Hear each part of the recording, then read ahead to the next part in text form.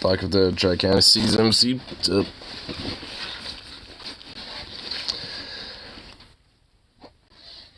You picked the wrong day to discover Korean alcohol? Yeah, Korean alcohol is a thing.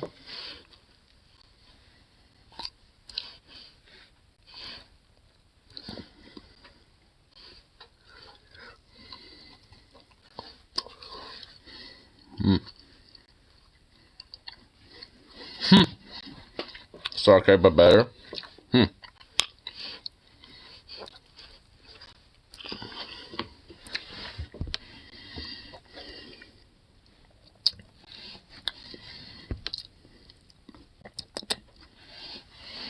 Found Korean brand. Banana rice wine. Banana rice wine, dude. Oh my god. Can I have some? Bring some over here, bruh. Send them my way. Dude, I want to try some of that shit, goddamn. That just looks amazing. Family.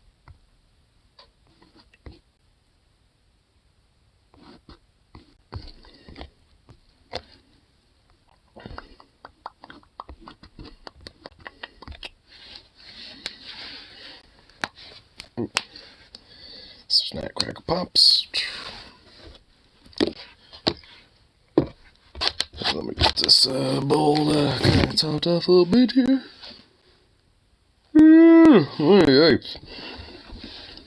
It's kind of had a little nap. I have to have some pad thai. Didn't give me a one. Yeah, I mean, I was kind of a little lazy today, but I still got some. Got some pad thai and some tea, and just kind of been chilling today. Oh, he had car issues and flaked. Damn.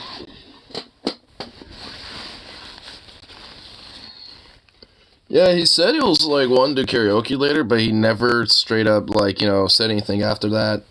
Because I was kind of tempted to see if like he was gonna do anything, but I guess due to his car issues, that's probably why he never followed up. So, oh well.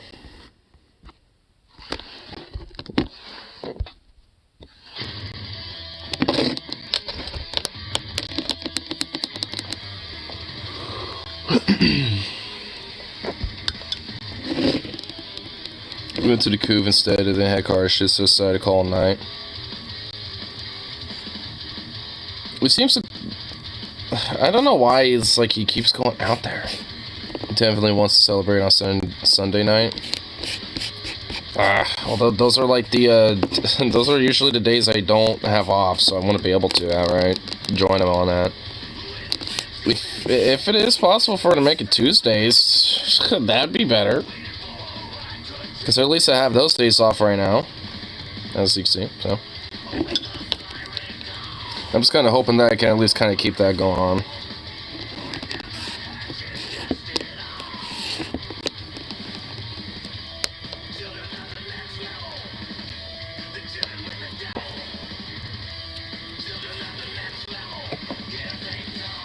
Do you normally work Tuesdays? Not these past couple weeks. They haven't really been doing that.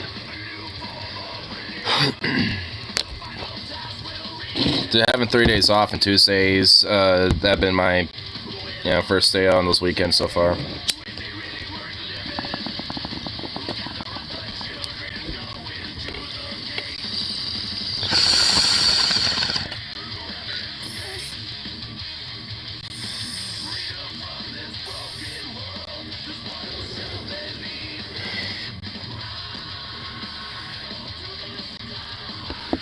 At least it works out so Can't go to Kufa so often. That's good at least.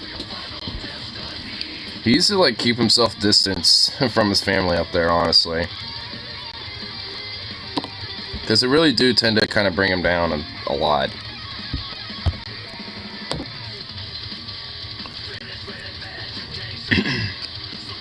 It seems like so far he's been doing pretty good with work so far. I mean, it sounds like he's been enjoying it. What does he do anyway? I don't even know exactly what he does. I just know that he has at least like 1 or 2 jobs or something like that. Not too exactly which. He's Bob. Do as a major drain is motivated to do anything. Yeah. Works at a pizza place. Oh, right on.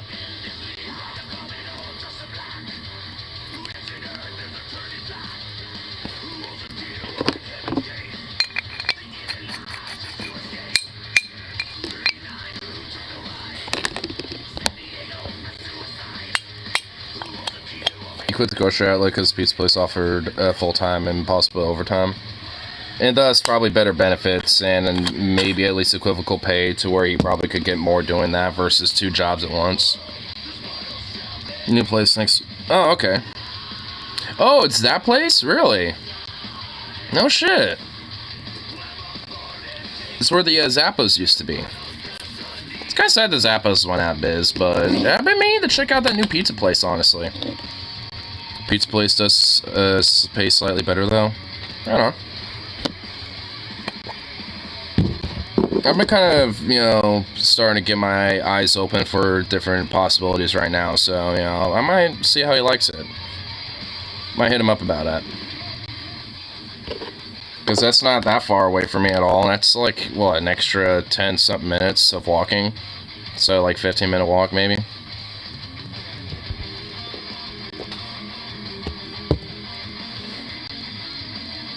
Fuck, really?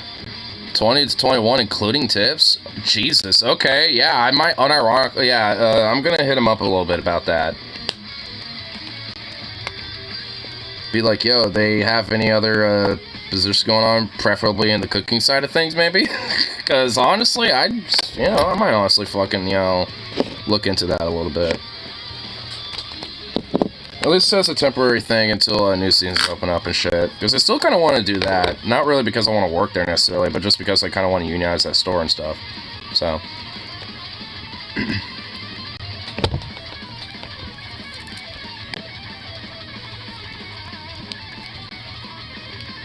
Bartender job? I mean, yeah, I don't know. I mean, I feel like I, would probably be okay at it, but I just don't feel like I'd be good at doing all, like, the different, like, drinks and shit like that. Like, that's the thing I would have to, like, really kind of get down, and I don't know if I mean, maybe. I'd probably be doing better as, like, a bar back more than, like, a bartender.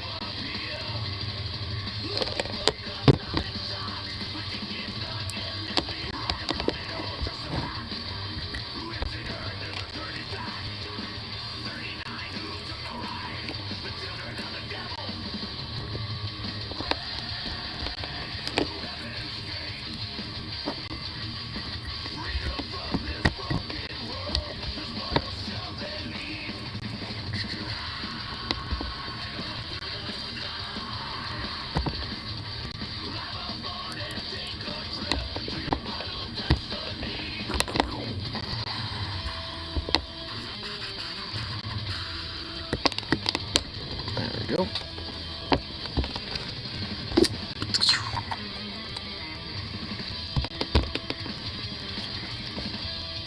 I know one thing for sure. I'm definitely gonna look into getting into my bartender license potentially.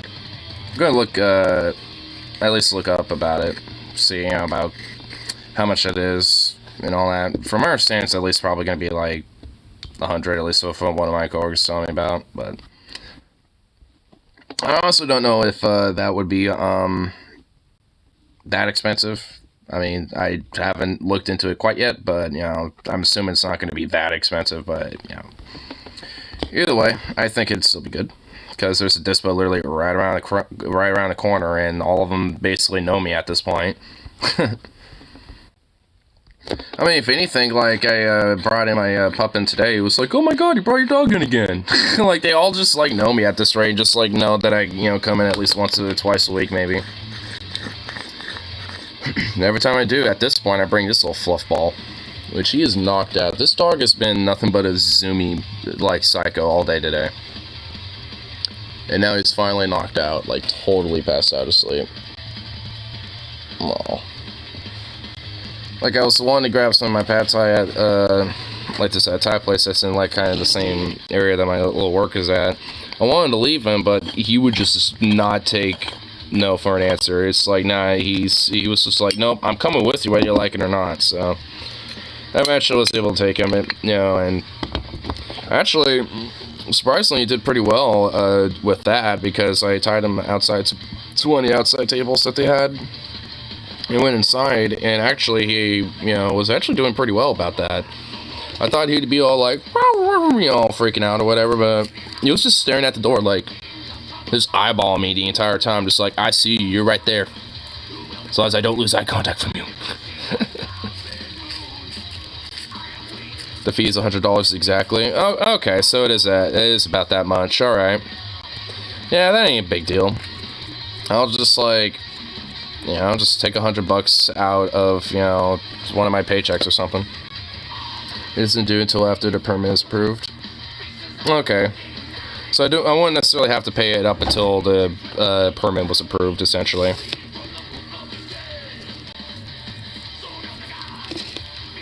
So that's good at least. I like that.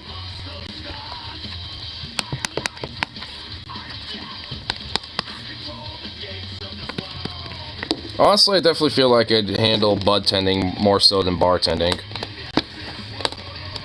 Mainly just because, like I said, I feel like, it's more because, like, different mixed drinks and, having to, like, deal with the tabs. And it's just, like, it's mainly all the customer service level of the shit. Like, if I'm doing another job, if I am doing customer service, I want to be a lot more chill.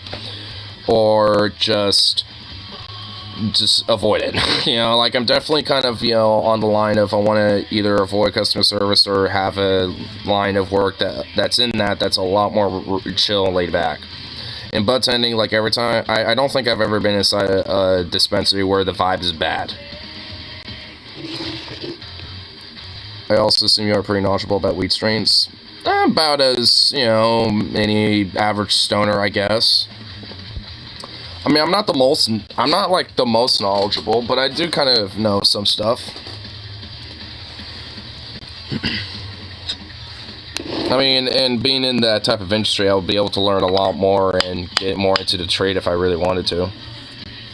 I mean, shit, I could probably get in contact with, somebody that works there that might know a guy that, works at one of the farms or some shit and, be a farmer. A marijuana farmer or something, dude. I mean, who knows? I mean, honestly, it's just like, I mean, that's kind of the, fun about working at a trade, type of job, like a trade job. Is that even if you start off in the beginning levels of a trade, like, you can, eventually find open doors, to get into higher levels of the trade. Just because you start, like, let's say you're, work at, like, a machinist, shop or something like that, and you're just, broom pusher. I mean, yeah, and you at least have some qualifications already, and maybe do a few things here and there. I mean, that at least opens the door to get you more into, like, the actual, like, making, shit and stuff like that. Obviously, at first, they're probably not going to make you do that, but... I've been inside a dispensary with a bad vibe, but it was a Bushi dispensary in the Pearl District. Well, it's probably because they're all a bunch of stuck-up yups. Like, honestly, that's probably why. They probably saw you and it's like, one of the pulls came in here. Yeah, see how much money you can scrape off of this one. And give him as little as possible. He doesn't deserve our luxury. I guarantee you it was probably that shit, wasn't it? I mean, if it's a bougie dispo, I guarantee you some weird shit like that, because they feel all high and mighty about, like, their top shelf or whatever the fuck. I will admit, I was at a bougie dispo before I went to Iceland, because it was near the airport, and at least for those people there, they were actually, like, super cool, though. They were just like, oh, y'all having a trip to Iceland and stuff? Okay, here, They actually kind of hooked us up with like, here, this stuff doesn't really smell at all, so if you were wanting to bring it, you know, this would probably be a, you know, something safe, you know, at least when it comes to smell and the flakiness and stuff. They funny enough, they actually kind of gave us a little hookup and got, you know, a bunch of edibles so we could take them before we actually go into the airport and stuff. Or at least I did. I got like 2 like chocolate bars, and I ate like, you know, a quarter of one of those bars the night before. Then as we were going to the airport, I just like scarfed the last of them down and just ate them right then and there. Didn't give a fuck.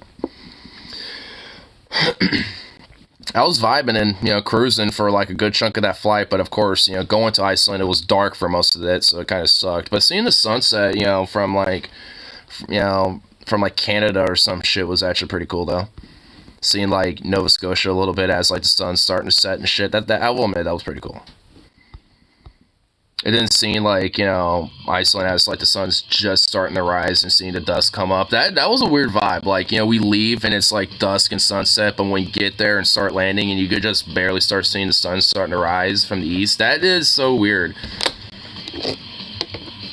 Kind of fucks with your time perception a lot, and it's like, whoa.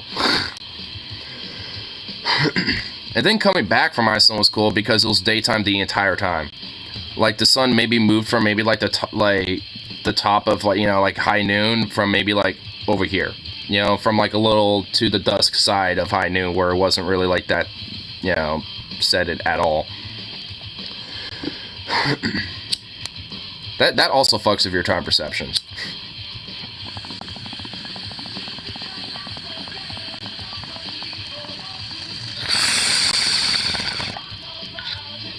Because it feels like it's like daytime for like 18 hours or like 20 hours.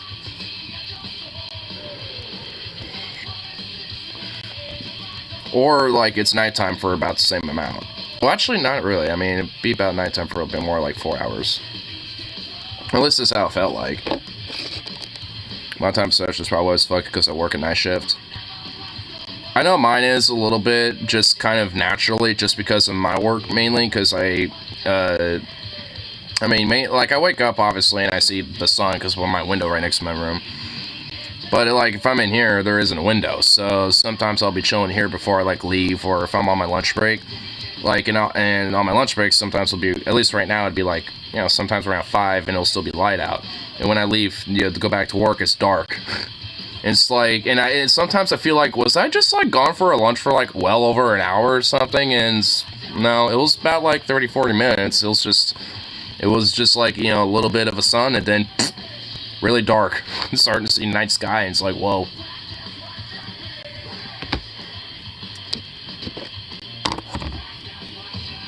I think just kind of, I mean, honestly, I think it just kind of shows that humans don't really necessarily have, like, a very strong sense of, like, time.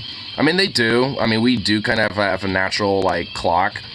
But, you know, like, we just kind of, you know, like, I mean, if we didn't really have, like, a natural perception, like, if it wasn't, like, for the fact that I know it's, like, 10:06 p.m. right now, I would just think it's night in, like, 8 or 9 or some shit. Like, you know, it's still early in the evening in my mind. You know, but it's actually a little bit more later in the evening. So, but nonetheless, it's still evening. Like, I got a general perception, you know, like, people obviously have a general perception of time, but, like, there's never really a strong, cohesive thing, you know, to it, outside of just, you know, I guess, like, you know, basic farming and shit. It's 10:07 p.m., suck it libs. Well, it's 10:07 now.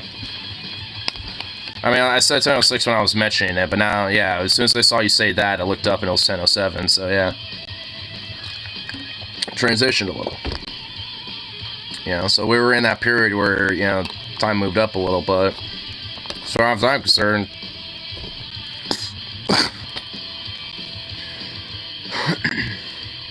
so honestly, it's just like, at least when it comes to like work, when it comes to like breaks and lunches, no one really gives that much of a shit if you're like that poignant about it.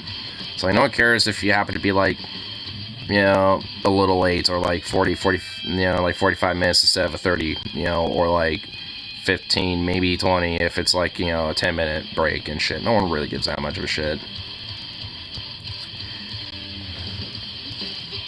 It's only corporate that does, and they suck.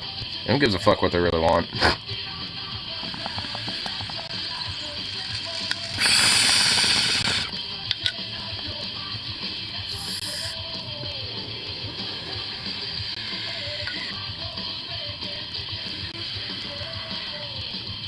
When I got into my natural environment when I traveled to Hawaii, I got up at 9 a.m. every day.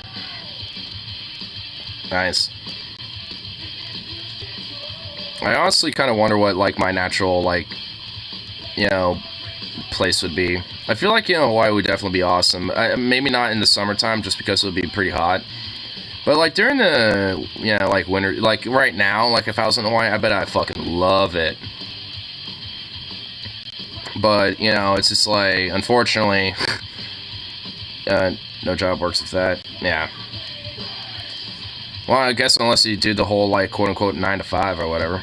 Hawaii's pretty consistent year-round. Well, yeah, because it's near the equator. So, really, no matter what time of the year it is, it's gonna get relatively the same season.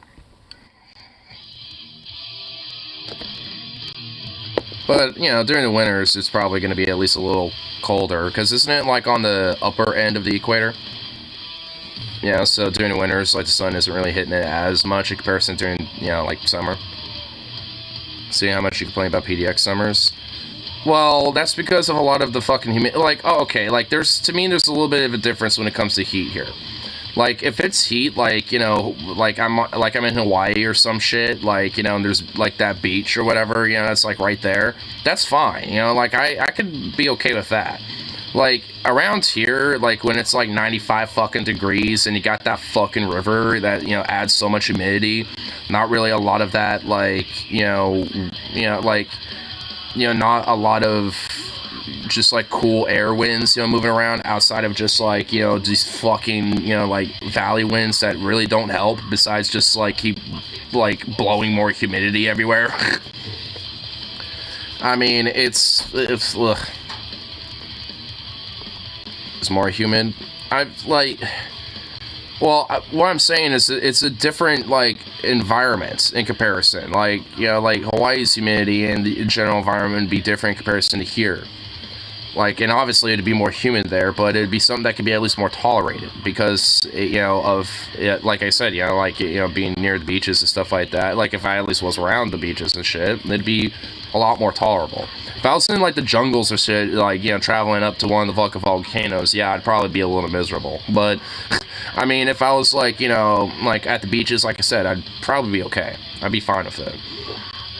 But, I mean, you know, and also there's, like, desert heat, too, where it's more drier. And honestly, like, if there's, like, a nice cool breeze and you got, like, you know, some of that heat going on and it's kind of, like, and you know, relatively fairly dry, like, that's fine. Like, I mean, desert heat isn't really that bad. It's just, like, it just beams on you. So it's just, like, if there's no wind, it's brutal. Like, it's kind of interesting. Like, you know, if it's hot, you kind of want it to be windy. And if it's cold, you don't want it to be windy.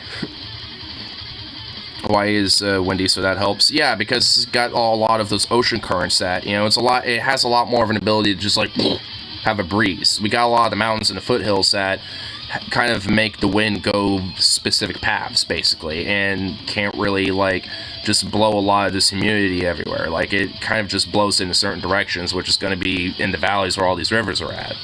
So the humidity is all congested, while at least, you know, in a lot of areas, while at least, you know, because, I mean, like, there's been times during the spring and summertime where we're, like, you know, doing those hikes and stuff, and honestly, those are nowhere near as bad in comparison if I'm, like, in fucking Portland or, you know, like, biking in the river or some shit, you know, like, you know, I mean, it's still kind of hot, and I'm like, ugh, sweating up and stuff, you know, whatever, but, I mean, it's not the same in comparison in my mind, because, you know, we're not so deep in that humidity and stuff, at least, you know, in the more, you know, like, I guess, you know, river level, not sea level, but I guess river level in that case.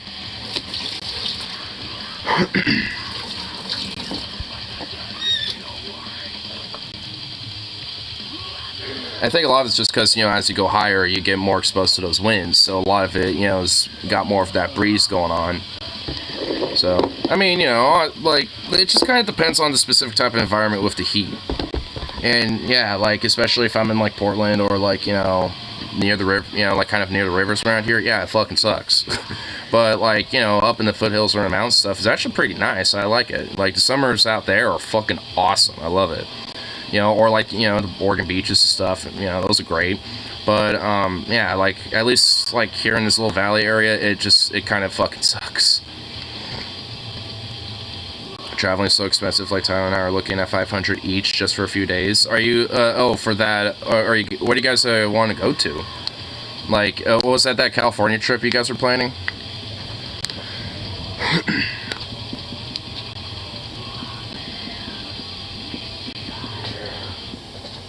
I kind of remember, like, I could never live near on the Oregon coast. It's too cold for me. Well, yeah, during the winter it would get really cold. San Francisco and Denver. Jeez. If you happen to choose Denver, I might be interested. Not that I'm not like really into wanting to go to San Fran, but I kind of like for cities, the priority list would be Denver because San Francisco is kind of close, ish.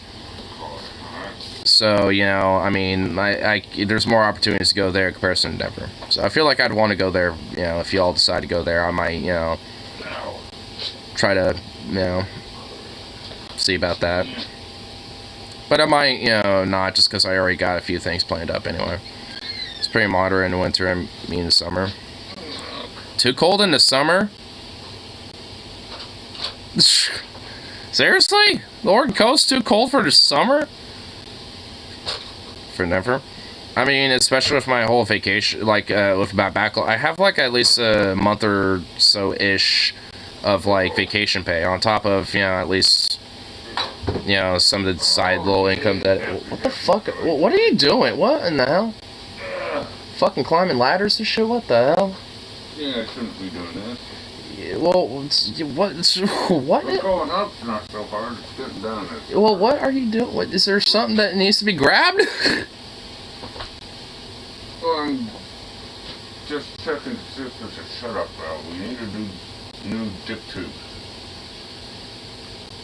Have you noticed the hot water hasn't been hot? Not lately. Okay. I mean, I haven't had a need for it that much. I was gonna probably take a shower tonight, but I mean, you take a shower, don't you? Every now and again. Yeah, but I was gonna do that for tonight, so that would actually be prevalent information for me to know if their hot water's working or not, because it was a few days ago. We got warm water. Warm? So it's warm, not hot. Yeah, I'm pretty sure the dip tube's going out. Oh. And that's something I can do, actually. Well, I could. It'll be much easier than. Well, I mean, I'd probably be able to do it easier, because I mean, if you just show me what it is and what I would need to deal with that. No, it's just checking. Which we're lucky we can shut up the hot water. You can take out the dip tube and put a new one in. So just a new tube thing? Yeah. It's called a dip tube. It goes in right here. Oh, that thing. Okay. Where the cold water comes in, and it's supposed to go all the way down here to where it gets heated up. And then it rises back up to another. The hot water comes out here. Okay, so alright. So the dip tube, after a while, it deteriorates and melts off. So it's instead of going from here to here, go from here to like here. So you want the cold water going down to the bottom of the hot water heater where it gets warm. So and hot and comes up. So you take the hot water off so the top. like you basically have but to. If you got the cold water coming on top, the cold water just kind of sits up here. So I'm guessing basically you just have to take the whole tube that's inside that out and just replace it with a new one. Yeah. All right. Well, that's pretty self-explanatory. But how much is one of those new tubes? I'm assuming hopefully not that expensive. Hopefully not. Well, if you get one of those and just $20 back a long time ago. 20 a long time ago. That's reassuring. So, oh boy. Well, with inflation now. I mean, oh god. This is gonna be like a $50 expenditure or something else. Sweet Lord of Malarkey. Yeah, I sure hope it's not $50. I'm being a little hyperbolic. I'm hoping it's more just like 30 instead. or 25 or something like that. That'd at least be okay. It's like, oh, 20 from 25. That's all the way on hot, and then just like, okay, the water's warm. It's a dip tube. Okay, alright. Well, I noticed that it wasn't, like, hot for long the last time I took a shower, but it was, like, kind of hot for a little bit, but... Yeah, a little bit, because it'll heat the water up, and all the hot water will go up here, and you use it all, and normally, the water goes down there, it gets hot, and it comes up here. Are you gonna buy a $50 Joe Biden Normal Lucky bumper sticker? Are they actually $50? Gets hot down here. And if there are, no. And you get a little bit of hot water, and the cold water just comes on the top and gets I feel like he's explained this at least like 4 times now. So all the hot water stays down there. I feel like I've the got. Cold water gets mixed. Well, yeah. Well, I feel like I got that now. Yeah. Just needs to obviously get fixed. The heat from the bottom, and hot water rises. But if all the hot water is staying at the top, you only get a little bit of hot water. But yeah, I mean, I would never pay $50 for a bump sticker. I don't know why they make that out of PVC. They should make it out of copper like everything else instead of like plastic pipe, which melts.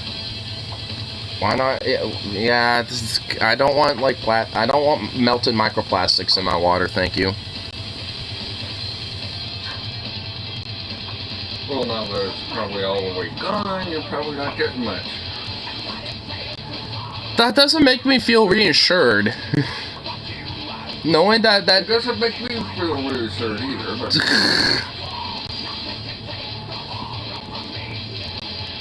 I've just been showering myself with microplastics all this time. And that's actually something I can do without breaking my back.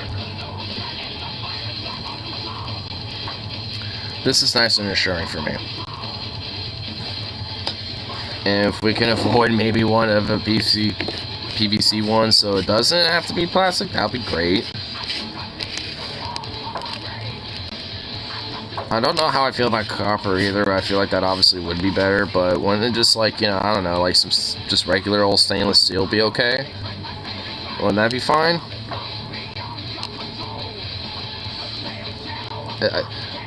I guess maybe the reboot for it would be like, well, when it rusts, but also it's not really exposed, so it's not like exposed to any environment or anything necessarily. It's inside the tank. That'd be like aluminum. I guess that would work, yeah. Like, I feel like there'd definitely be better materials than like PVC or copper or something. Yeah, wouldn't just like a decent aluminum pipe work for that? What? Wouldn't aluminum work instead of a PVC? Just got an aluminum pipe in the same dimensions that it needs to be in there for? Yeah, you buy them, you get PVC. Well, give it an upgrade. As far as I know, they don't have an upgrade.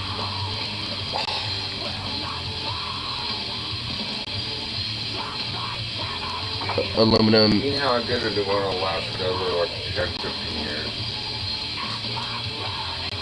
Well, it still last a while. I mean, hopefully at least. Boo boo. Look at you. Get a stool down here, that's something I could do. It's not time.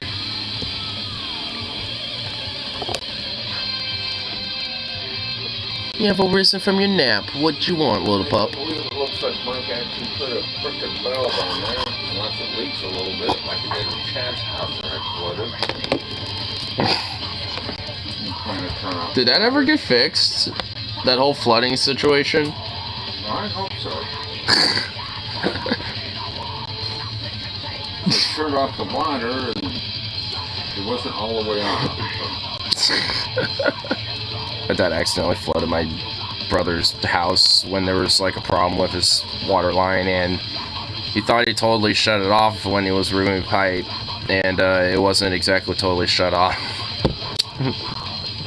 Thus, an accidental flush. Turn it off, but it didn't turn all the way off, so it's constantly leaked down inside the wall. I'll take the blame for that. I should have just done it like I did in apartment maintenance. You just done the job, get it over with, make sure it works.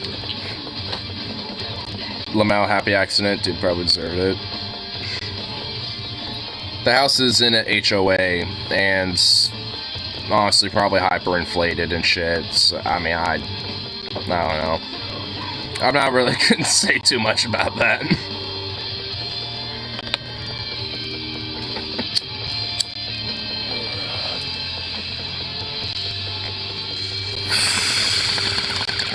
Everything's breaking at once.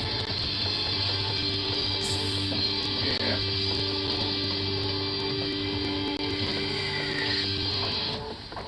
Fuck HOAs, of course it lives in one.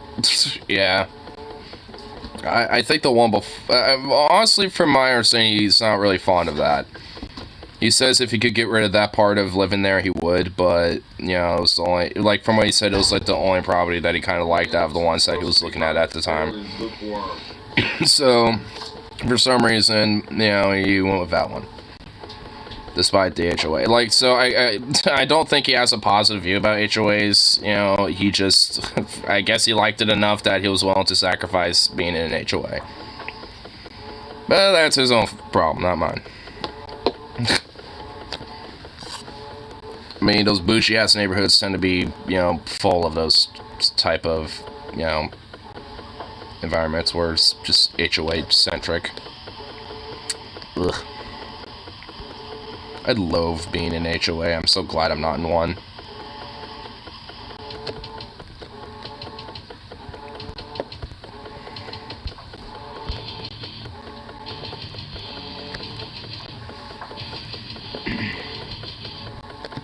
Where was it? Oh, there it is.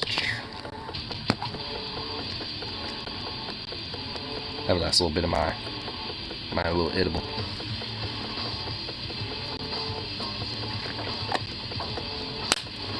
They're straight up to buy 3 of these, by the way.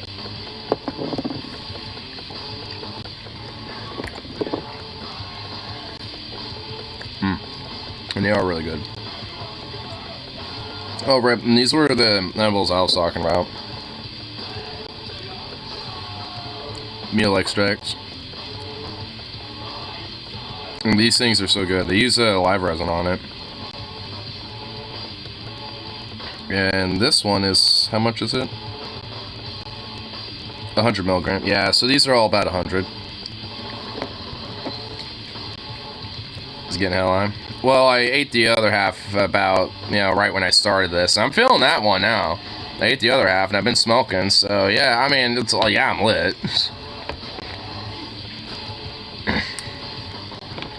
Pretty sure this one's also, yeah, full spectrum sativa live resin. This one's the strawberry. They didn't have any limes. I really love the peach, strawberry, and the lime ones. So, and they're all those are just sativa ones, which I love sativa edibles because they kind of make me nice and energized, a little active, and kind of awake a little bit.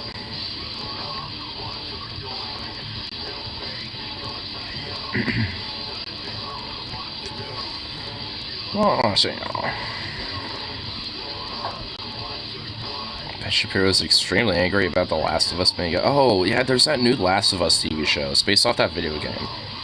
I guess there's, like, some gayness in it, and everyone's I guess the right is freaking out about it. That is just fucking pathetic. Like, I actually like The Last of Us. I mean, as a game. I don't know what the show, you know, has done, like, you know, when it comes to, like, being faithful to the game. But I don't care, honestly. Like, I mean, I'm honestly kind of waiting until it's, like, the season's over. Oops. They're the biggest snowflakes in the world. They really are, dude. I mean, seriously.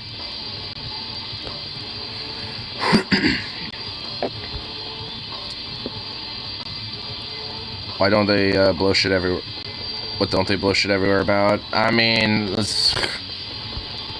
I don't think they freaked the fuck out about, I mean, I don't know. Like, honestly, I mean, it's kind of hard. I mean, I guess Walmart, I was gonna say Amazon, but they kind of fuck on Amazon a little bit. Not that much. They haven't really done that. They haven't really went at Amazon for a while. Evidence make freak out. Multiple TV shows make it freak out. Movies make it freak out.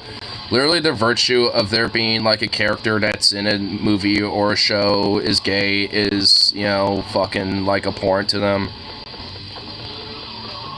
And I honestly, like I said, I don't even know what's in The Last of Us or whatever the fuck. Frankly, I don't even really give that much of a fuck. I mean, it's just like, I'm just gonna wait until the first season's done and watch it, you know, potentially. And honestly, I'm sure I'm probably gonna like it, just because it's, you know, probably good. I don't know.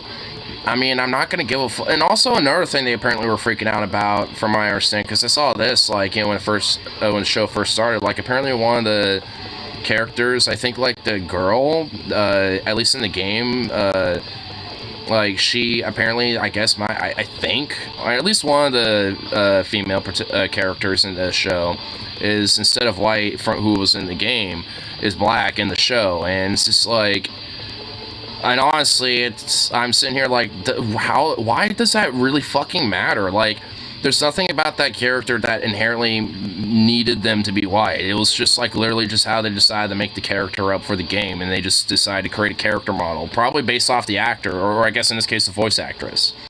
Because usually that's how video games do it. If they have like a, you know, a more involved like voice actor or voice actress, you know, for a character, like, you know, for example, like Arthur Morgan for Red Dead Redemption, they used the actual voice actor's face and liking to make the character for Arthur Morgan. You know, not literally exactly like him, but enough of him, you know, to at least, you know, kind of still create a different person, you know, which that character was Arthur. You know, so, like, video games are not really, like, you know, are not, like, exemptionary for basically, you know, doing something like that. It's kind of a common practice, really. So it's just like, you know, like I said, there's nothing inherent that makes like a specific character in a game unless it's like specifically, you know, like woven into the development of that character that needs to make them white or black or whatever. You know, it's just like, and sometimes there are characters that do have, you know, like, their race basically being interwoven as a part of their character, and that's fine. You know, it's like there's plenty of characters like that. In The Last of Us, though, there aren't really. You know, there's might be maybe one or two, as from what I, you know, vaguely remember, but even then, it's not exactly a main point. You know, so it's just like, it's more about like everything else, you know, that pertains around the whole thing, which is like survival and, you know, trust and like, you know, knowing who's like affected, who isn't, amongst other things, and, you know, and then trying to get the cure, you know, towards you know, an organization's trying to you know, develop one, and there's all sorts of shit, you know, that derives around that I would say are a lot more of a priority as to the themes that they're trying to, you know, go for and shit. So it's so ridiculous. It's like, can people just appreciate, like, you know, like art for what the fuck it is or something? Like, goddamn. It's like, I can appreciate The Last of Us as a game and potentially appreciate The Last of Us as a show, despite the differences. Like, because, I mean, so what if they're a little different? I mean, that's fine. In fact, I kind of like that. I mean, I want at least a little bit of a difference. Not like literally like a one-for-one, like I'm basically playing the game, but live action.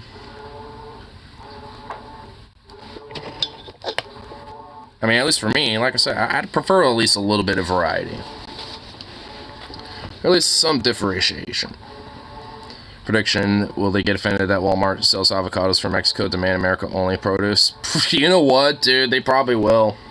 Because I hear those avocados from Mexico, you know, fucking, like, things on the, like, intercoms on our fucking store all the goddamn time, dude.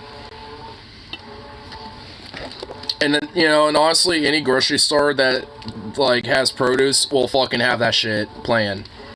Like, I swear, it's, like, ingrained into every grocery store to have that specific type of thing. that specific type of ad, and it's horrible. Not because, like, it's, avocados from Mexico. It's just, it's the ad itself. Like, the ad itself, it's annoying. I don't care that they came from wherever. I just hate the ad. It's just... See that Trump came out against... I mean, wasn't he always? I mean, that's not exactly new to me. At least, not exactly super unique.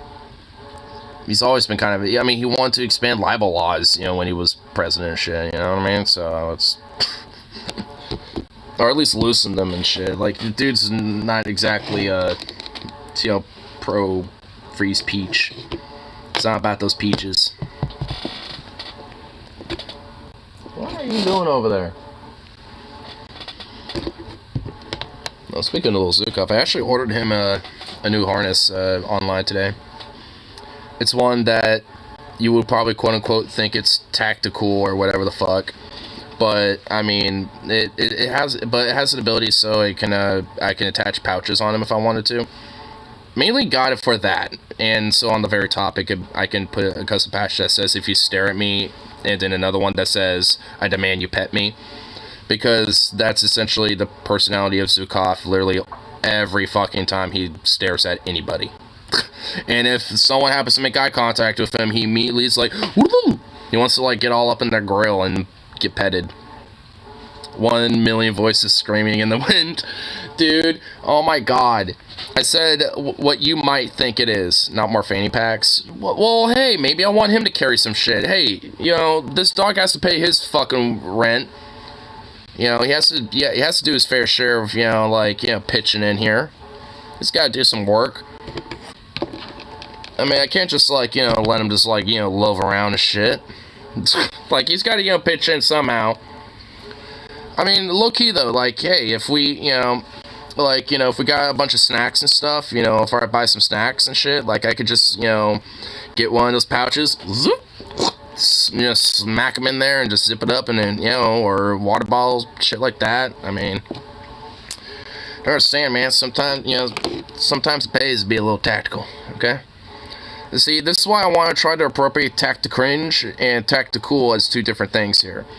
See, what you're grabbing about is tact-to-cringe, and, what I'm talking about is tact-to-cool, because there is, I think, a difference. Being tact-to-cool is actually, again, kind of cool.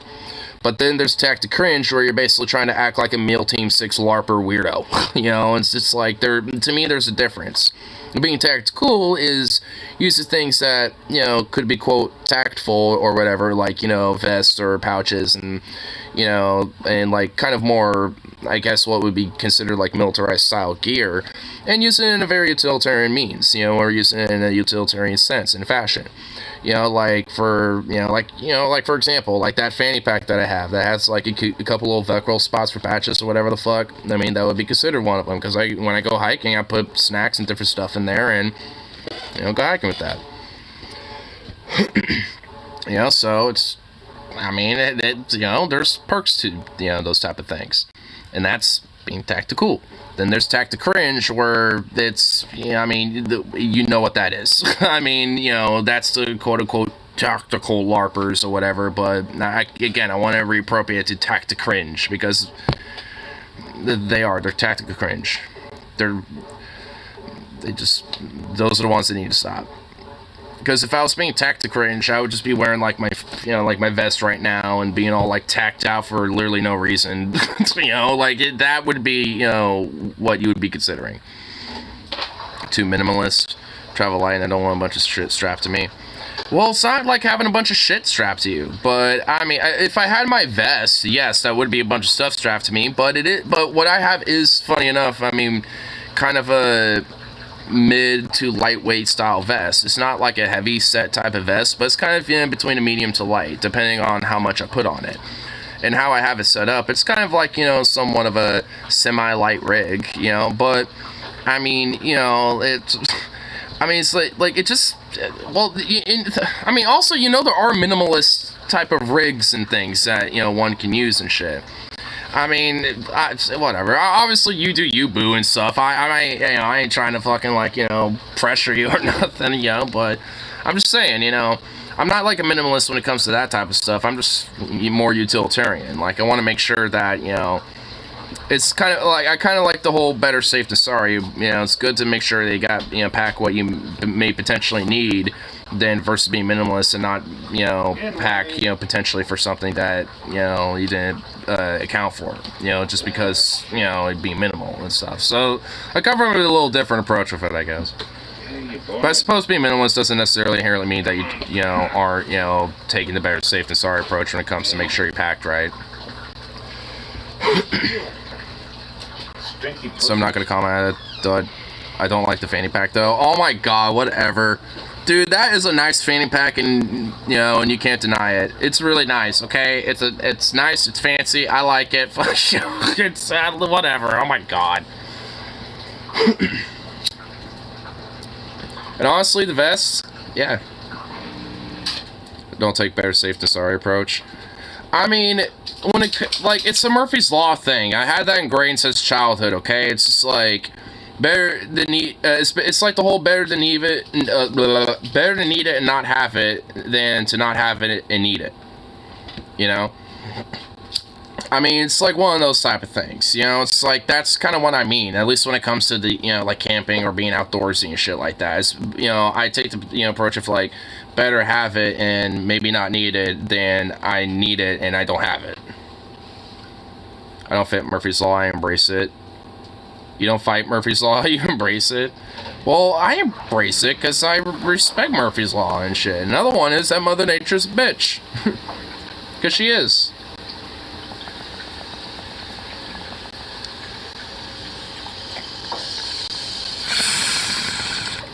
Another one is if something can't go wrong, it will go wrong.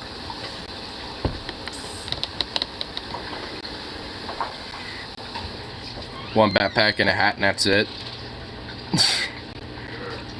Oh my god. Yeah, I am not that minimalist. Yeah, I mean, I just, yeah, we just have that, we definitely just got different philosophies about that one. Light and travel, and natural travel.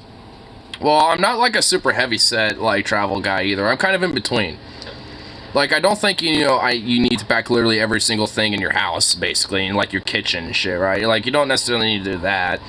But, you know, there's definitely a sense of at least make sure you at least have, like, a, you know, a little bit of, you know, the necessities, so, like, kind of on every end, you know, to make sure that you got what you need. But also at least light enough to where you're not, like, you know, just, like, fucking, like, heaving and hawing, like, halfway for a hike or some shit to a spot to camp at for a few days, you know, like, there, you know, I try to find the middle ground with it. Because there are some people that are, like, really OCD and want to pack, like, an entire fucking, like, campsite with them. And it's like, geez, you don't need to do that. It's like, you don't need to be that hardcore, like, you know.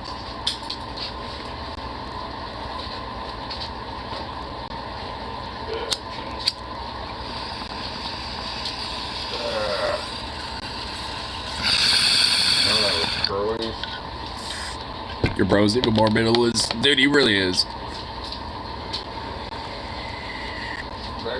He travels ridiculously light. Yeah, dude, that, yeah, like, he has his car, but every time I see him in the store, like, I never, like, see him, like, with anything more than basically just, like, the clothes on his back, and that's it. Like, I mean, he has his phone in the wall, and that's pretty much, I don't think I've ever seen him with pretty much anything else on him. Like, he is definitely super minimalist. Definitely way more than you, that's for sure. So, Cuff, how are you doing?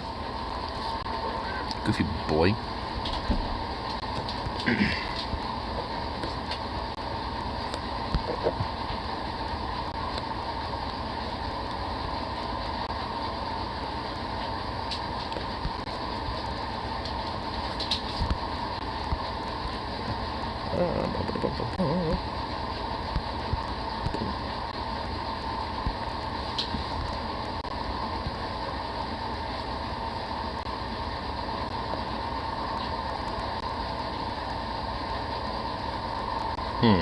Let's see here.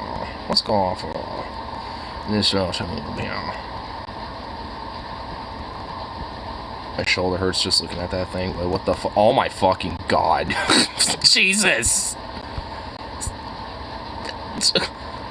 My back, my shoulder, my everything hurts looking at that fucking thing. Oh my god, that's huge. That's like a 20 millimeter or some shit. That's like a fucking anti-tank rifle. Oh my fuck. How the hell? How do you like? How do you shoot that thing? Where's the? Oh, there it is. How do you like? So you can't. Obviously, you have to go. Oh, is that the? Oh my god, the muzzle brake is insane. Like, you have to like basically do this and just like or something. Like you have to like hold it with the trigger finger like this, and then like be prone and have it like back. Or or like this or something. Like what the dude, that has to weigh like 40 pounds or something. That thing looks insanely heavy. That looks like a two-man crew thing. Why is he holding it by himself? Dude, that guy lifts. That dude's a boy who lifts. That is a boy who lifts right there.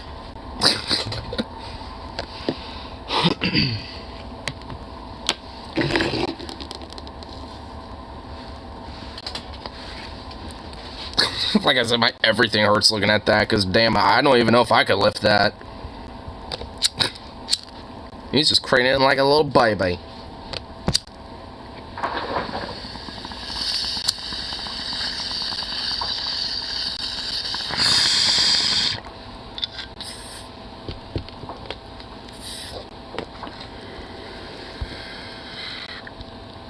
Huh. The mama is reacting to the State of the Union thing, huh? I'll use this as a way to maybe, like, try to deal with looking at this, I guess. Because I guess this happened earlier. From Arizona to New Mexico to all the way up to the Canadian border. More timber has been burned that I've observed from helicopters than the entire... More timber's been burned than I've observed in helicopters I've ever seen, and then I tell you what, Jack. Like, what the oh my god, wow, what a time to tune into this. Wow, was this that much of a joke? Are we serious?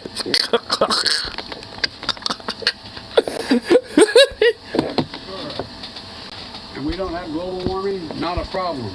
Not a problem? What? Recovery, from Puerto Rico to Florida to Idaho, we're rebuilding for the long term.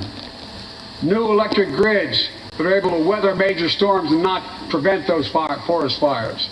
Roads and water systems will stand the next big flood. Clean energy to cut pollution and create jobs in communities often left behind. We're going to build 500,000 electric vehicle charging stations installed across the country by tens of thousands of IBEW workers. Shouldn't you be, like, already have been doing that? Like, wait, you're saying you're going to do... Like, hey, bro, you know how long you've been president, right? And we're helping families save more than $1,000 a year with tax credits to purchase electric vehicles and efficient appliances, energy. I mean, you think people are gonna use that money to, like, they're using that to pay rent and groceries, bro? Oh my god, alright. Conservation efforts to be responsible stewards of our land. Let's face reality. The climate crisis doesn't care if you're in a red or blue state. It's an existential threat. We already know this. Everyone knows this already, outside of weird conservative freaks. How America, at last, is stepping up to the challenge. We're still going to need oil and gas for a while. Okay. Oh, yeah, we're stepping up to the challenge because we still need that oil and gas for a while, baby. How long? Well, we're not going to really tell you how long. We just still need it for a while there, baby. Wow, you were just saying it's such a crisis and stepping up to the plate, but we still need that oil and gas for a while? Fuck off. Like, oh my god. The two-faced, like, you know, sliding the premise by. It's like it slides you the premise like, oh yeah, we're expanding on this stuff, but no, we're keeping the business as usual behind the back, baby. I mean, you know, the back end, we gotta make sure that shit stay biz as usual. No, we do. Dude, yeah, oh my god, everyone booed. Wow, wait, what? Wait, people booed that? The base. Wow, actually people booed that. Look at how fucking stupid Republicans are. They're like, they hear the word. Yeah, they heard, yeah, see, that Republican fuck was clapping, but literally pretty much like anyone who wasn't was booing. Like, that was a lot of boos, too. Immediately.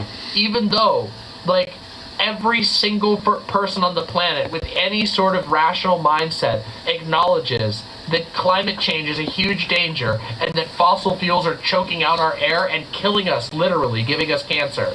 And these dumb motherfuckers are like, yeah, oil and gas! Oil and gas, brother! When I say that all they care about is moneyed interests. Yeah, oil and gas! The oil and gas industry is rich, but we love them! We love oil and gas! Fucking idiots.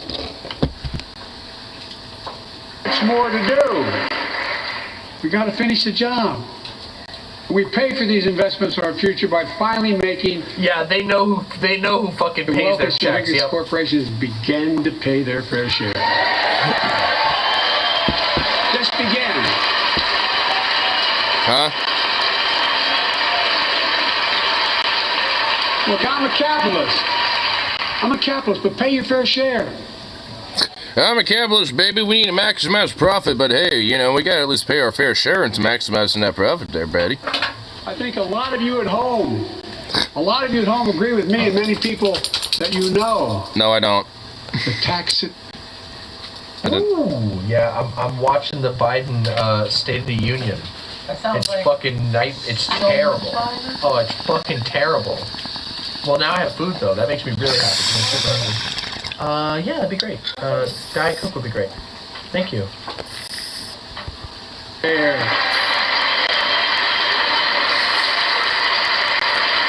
Look, Sounds like she got in a restaurant. that in 2020, 55 of the largest corporations in America, the Fortune 5. It's like, yeah, oh, thank you for my dinner. Yeah, I would like to also have a Diet Coke for my drink there as well. Sounds like she just got herself in a restaurant. made $40 billion in profits and paid zero in federal taxes? Zero? You could have done something about that. Like, Biden, you know that is something that is in your power to, like, address and deal with, right? You could do that. Folks, it's simply not fair. The hell, I got a points Because war. of the law I signed, billion-dollar companies have to pay a minimum of 15%. God love them. 15%. That's less than a nurse pays. That's barely anything, by the way. Like, they're trying to say this is like some celebratory thing. It's just like, what was it, like 5+ something years ago? It was like at 18% as a marginal tax rate, and they're trying to celebrate the 15%. It's like, yes, this would be great. Hey, shush. Let me be crystal clear. I said at the very beginning, under my plans, as long as I'm president, nobody earning less than $400,000. I have to pay almost double that. Basically, anybody who's self-employed has to pay close to double that. It's really funny that they talk about small business owners and they talk about medium-sized businesses and blah, blah, blah. If you're self-employed, you get fucking reamed by the tax system. They fucking hate you. And it's because corporations don't have an interest in small business or medium business. They have an interest in maintaining their control at the top. It's gonna joke by saying it's like cops seeing a crime in progress, but doing us up. But yeah, Terrible. Pay an additional penny in taxes. Nobody, not one penny. But let's finish the job. There's more to do. We have to reward work, not just wealth. Pass my proposal for the billionaire minimum tax. who's that weird stuff You suit know, behind him in the There's corner? 1,000 billionaires in America. It's up from. Why is Kamala Harris so short in comparison to that chair, dude? She's so small. Paying a lower tax Hey! rate than a school teacher or firefighter. I mean it. Think about it. Hey, get over here. I mean it. Look, Hey, get over here. Come here. Come here. I know you aren't enthusiastic about that, but think about it. Think about it. Hey. Have you noticed Big Oil just reported his profits, record profits? Last year they made Oh my God. $200 billion But- in the midst of a global energy crisis. Hey. Look at that motherfucker's dead ass face. An actual ghoul. Nothing but evil going on behind these eyes. There is no soul inside of this person. I mean, Mitch McConnell having a soul would honestly be kind of a shock and breaking news in my mind. She goes tall and more happy as she absorbs from wherever she is at. Yep. One of the most evil motherfuckers. He looks like a goddamn fucking dead turtle. Because he is a dead turtle. I think it's outrageous. Absorbing the youth Why? and their Too little adrenochrome. of that profit increased domestic production. And when I talk to a couple of them, they say, we're afraid you're going to shut down all the oil wells and all the oil refineries anyway, so why should we invest in it? I said, we're going to need oil for at least another decade. And that's going to exceed and beyond that. We need oil for another decade and beyond that, Jack. We need more and more. If they had in fact invested Now more than in ever we production, need it still. gas prices down. Instead, they used the record profits to buy back their own stock, rewarding the CEOs and shareholders. Who could have seen this Corporations ought to coming? do the right thing. That's why I propose we quadruple the tax on corporate stock buybacks and encourage long-term investments. True, dude. Still make considerable profit. Wow, that's maybe the only thing. Too bad it's fantasy. Literal fantasy. Yeah, too bad I honestly wouldn't be able to get through because of the fucking Republicans and their fucking shitbag agenda. I just signed a law to reduce the deficit by $114 billion by Reminds you, cracking down Kamala on Harris wealthy reminds tax cheats. herself not being high five cops during Let's be Memphis Strip. fiscally responsible. In the last 2 years, True. my administration has cut the deficit by more than $1.7 trillion. The largest deficit reduction in American history. Under the previous administration, the American deficit went up 4 years in a row. Because those record deficits, no president added more to the national debt in any 4 years than my predecessor. Nearly Oh my God. 25% of the entire national. Holy shit, that spicy sauce is making me hiccup. Oh well. Can't handle your spice, huh? That took over 200 years to accumulate. Oh, shut up. Was added by just I get one hiccups administration alone, from the hot last sauce one. easily. They're the facts. Check it out. Check it out. It's what? How did Congress respond to that debt? It's not even that Huh? easily. They're the facts. Check it out. They're the facts. Check it out. Check it out. What 100 years was? to accumulate. Oh, shut up. Was added by just I get one administration hiccups alone, from the hot last sauce one. easily. They're the facts. Check it out. Damn it, Demon. She was talking over him. How does hot sauce give anyone hiccups? Pretty high spice top. God damn it. Looking friends. Do I still have to drink the sand? Wanna Yeah, I take drink the the sand all the time. economy I have to drink the hostage, I shitty sand. Unless So- I agree to their economic She said, look at Steph Nice. I thought she All you at still home meant know what those Biden. plans are. Nah, she meant McConnell, but Biden works Instead of too. making Oh, it- God, it's Boebert. Look at, oh my God, look at her. She's like, oh my God, look at this communist liberal and the agenda that he's going to destroy America with. Oh my God, look at this cunt. Oh my God. Wow, holy shit. Lauren Boebert has like collapsed like a rotten pumpkin. Yeah, Holy dude. shit. That's Lauren Boebert, right? That's Bober. What the hell? That's She Bobby. aged like 100 years. It's probably the stress of trying to, hide the investigation of her It's only potentially been, being married to a few months pedophile. Since the last time I saw her, she looks like she fucking caved in. Like there's just mold growing out of her ears. Some Republicans want Medicare and Social Security to sunset. I'm not saying it's a majority. Whoa, man, dude, there's a lot of booze and shit, dude. I will admit, what the hell is going on in here with all these booing and everything, dude? Like, Biden's, is this actually kind of entertaining me a little bit? Let me give you anybody who doubts it. But, dude, what the hell is she doing? What the fuck? She's like, dude, is he about to, cause up a stir or something? I'll give you a copy. Who the fuck is this bitch? Who's that?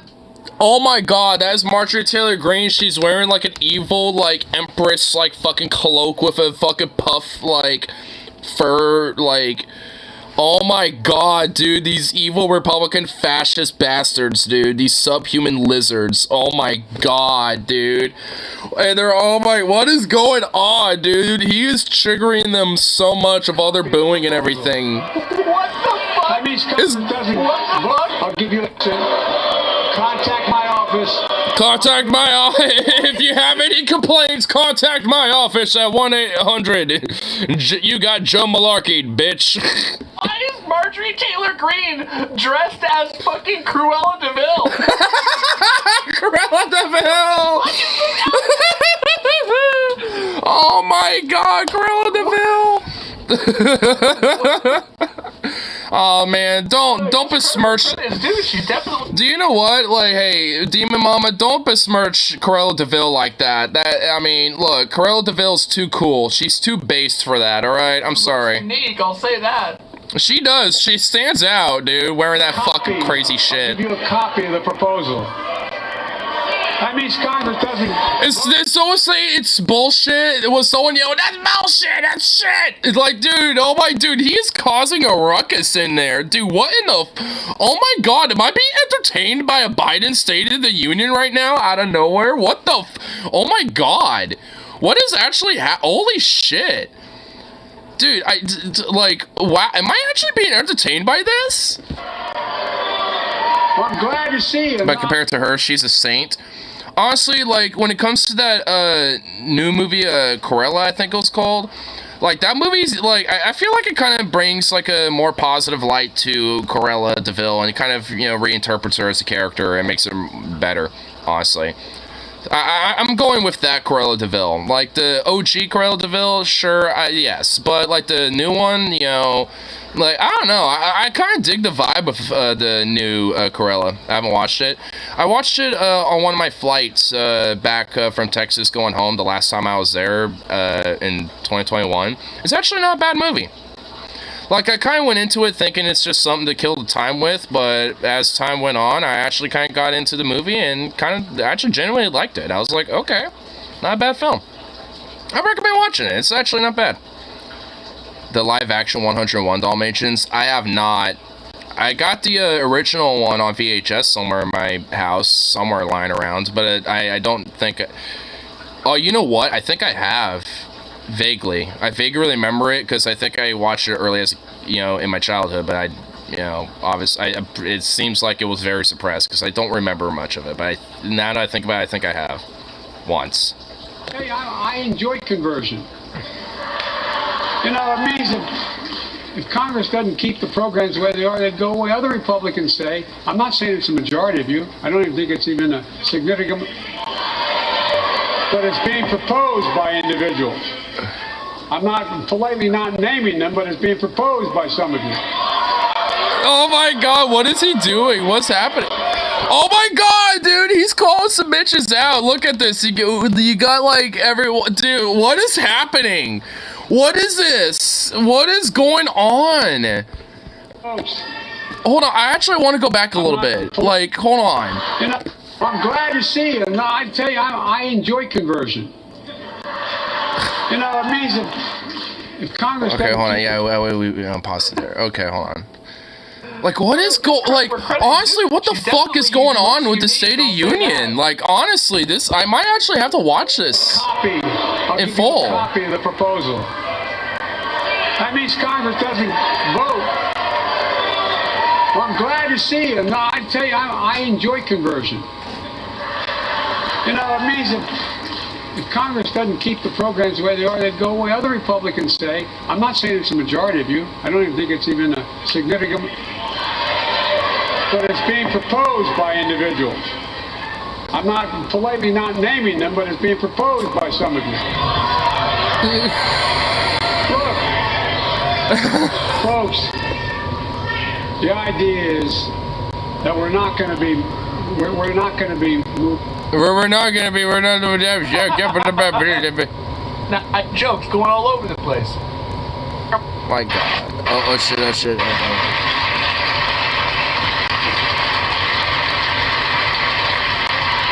This is honestly kind of enthralling a little bit. Basically, Biden. I mean, if it wasn't live, I'd click that right now. Fuck. Social Security and Medicare is off the books now, right? They're not to be stopped. All right. Well, alright, seems like everyone seems to be in agreement. Okay.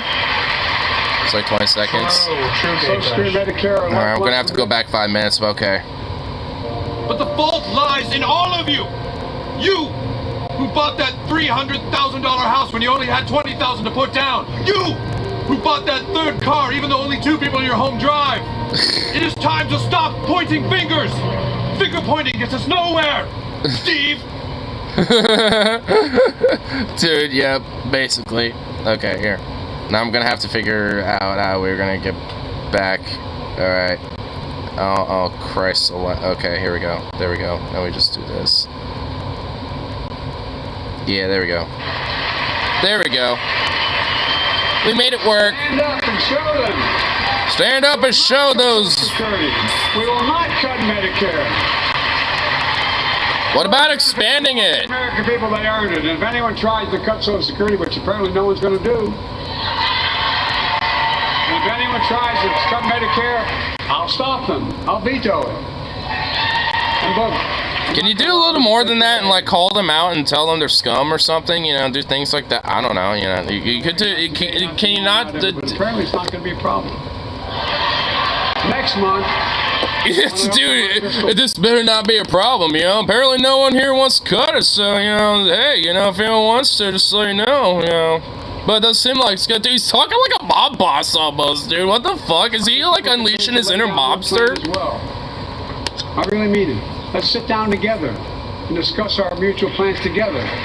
That sounds like I mean, honestly, with the whole mob boss thing I'm thinking about, that sounded like an implied... Oh my god. I can tell you. That chair is way too big for Kamala. Like, God, Jesus. Now she's purposely trying to sit herself up in it to try to make herself look big. In fact, we're going to extend the Medicare. These edibles are kicking in real good right now. Decades. That's going to be the next argument. How do we keep it solvent, right? Well, we'll not raise tax on anyone making under 400 grand, but we'll pay for it the way we talked about tonight by making sure that the wealthy and big corporations pay their fair share. Look. Here's the deal. They aren't just taking advantage of the tax code. They're taking advantage of you, the American consumer. Here's my message to all of you out there. I have your back. No, you don't. You're receiving surprise medical bills. Stopping $1 billion surprise bills per month so far. We're protecting. Why do we have such a problem with surprise medical bills in America? Doesn't that speak to a bigger issue? It's like, you know, maybe the fact that there's a for-profit, like, middleman extortion racket called insurance companies that tend to be in the way of that. And, you know, and then also, like, it kind of another thing indirectly, it's like, oh, I got your back. It's like, yeah, the supposed most pro-union president, you know, since FDR or whoever the fuck. It's like, no, you're not, because he stabbed railroad workers in the back and shit, you know, on some auspices that they'll get that contract, you know, via legislation and shit by Congress, which never happened.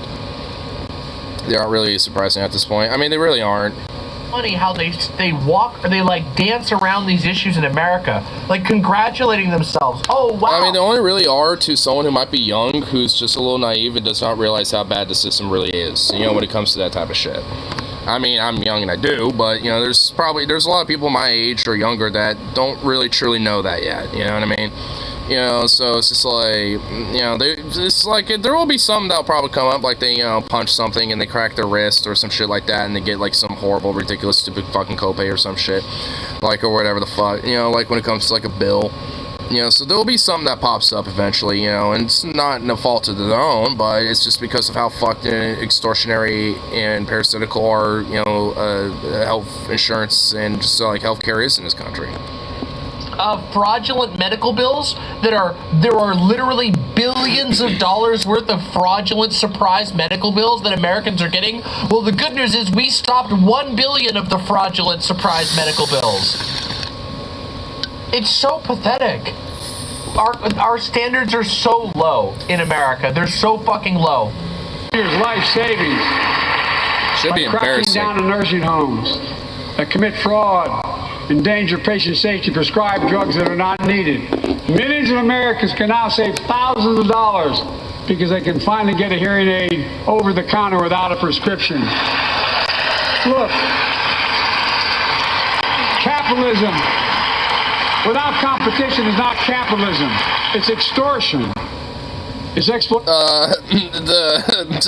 Biden, capitalism kind of needs extortion to maximize profit, you weird, slippery little worm. like, yeah, capitalism needs competition in order to maximize its profit, in the short term, but in the long run, it's so it can weed that competition out. Last year, I cracked down with the help of many of you on foreign shipping companies that were making you pay higher prices for every So what if suppression is going on? Oh, honestly, considering that, with the Musk arc of Twitter right now, yeah, there likely is. I do think it's interesting. I mean, it does seem a little conspiratorial, but considering that, like, Elon Musk has, suppressed so much different, like, voices in, like, different, like, communities and shit like that on Twitter, that would not surprise me at all. I will notice how much apologia Biden is having to do here. It just tells you that the actual, like, discussions that are going on, the actual political atmosphere has changed. That Americans are aware of other alternatives, that Americans are actually meaningfully aware of socialism and communism. Or at least just general progressive lefty theories, even if they aren't necessarily aware of, socialism or communism. He has to constantly keep bringing it up and doing raw apologia for capitalism. You would have never heard this shit before Bernie. No joke. They would have never fucking talked about this shit. And honestly, I'm noticing another thing. It seems like these State of the Unions seem to be a little contentious now. At least with Biden in it. At least with this one.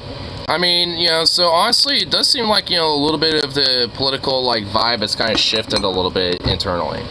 And, in a way, that is good, honestly. And I love the fact that there is a lot of this whole, like, I love that, honestly. I'm actually enthralled with it. Like, I want this more often in politics, because it at least shows there's, there is a sense that they do actually believe what the fuck they're saying and actually give enough of a shit to be all rabble-rousing and passionate about it.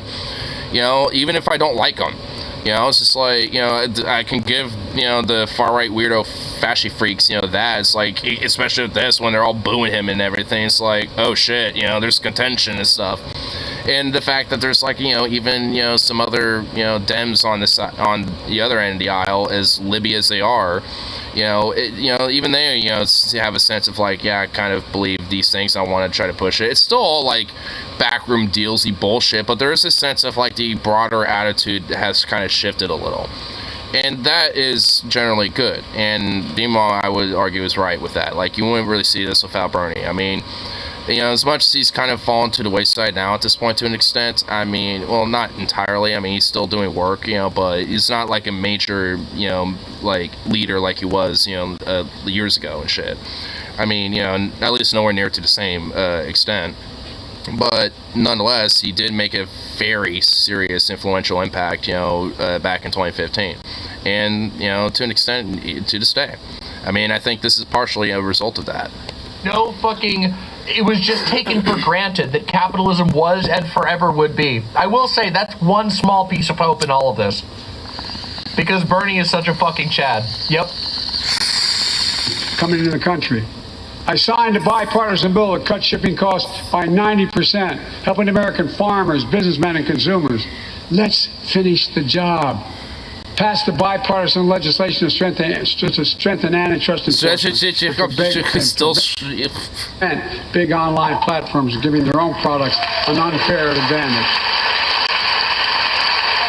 By the way, what he's talking about there is the fact that Amazon has basically, oh my god, it's so bad. I was just reading an article about it. Amazon, not only do they promote their own, like, they have like an internal bidding system for ads. So you know that now how when you go on Amazon these days, it didn't used to be like this. Seriously.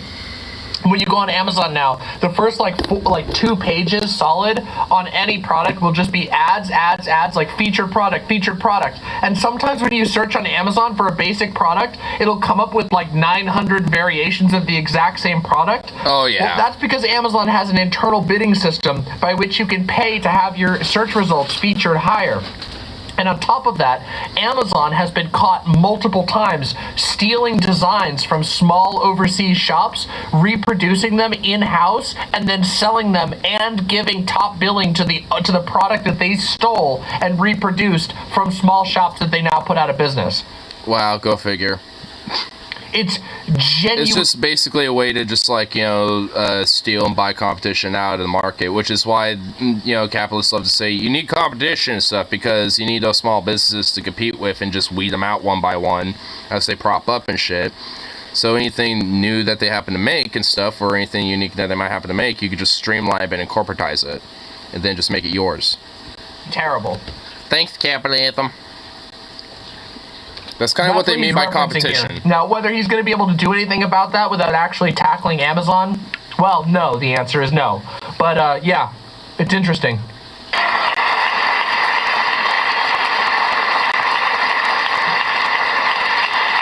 My administration is also taking on junk fees. Those hidden surcharges, too many. I actually really fucking hope he does do that. I honestly hope this actually gets addressed, the junk fee things, because, oh my god, paying a ridiculous shit fuck load of fees, for a goddamn concert ticket is ridiculous. Used to make you pay more. For example, we're making airlines show you the full ticket price up front.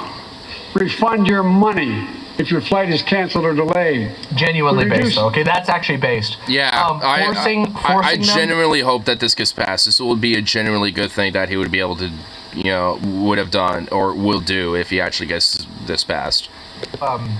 Forcing airlines to refund you for cancels or delays.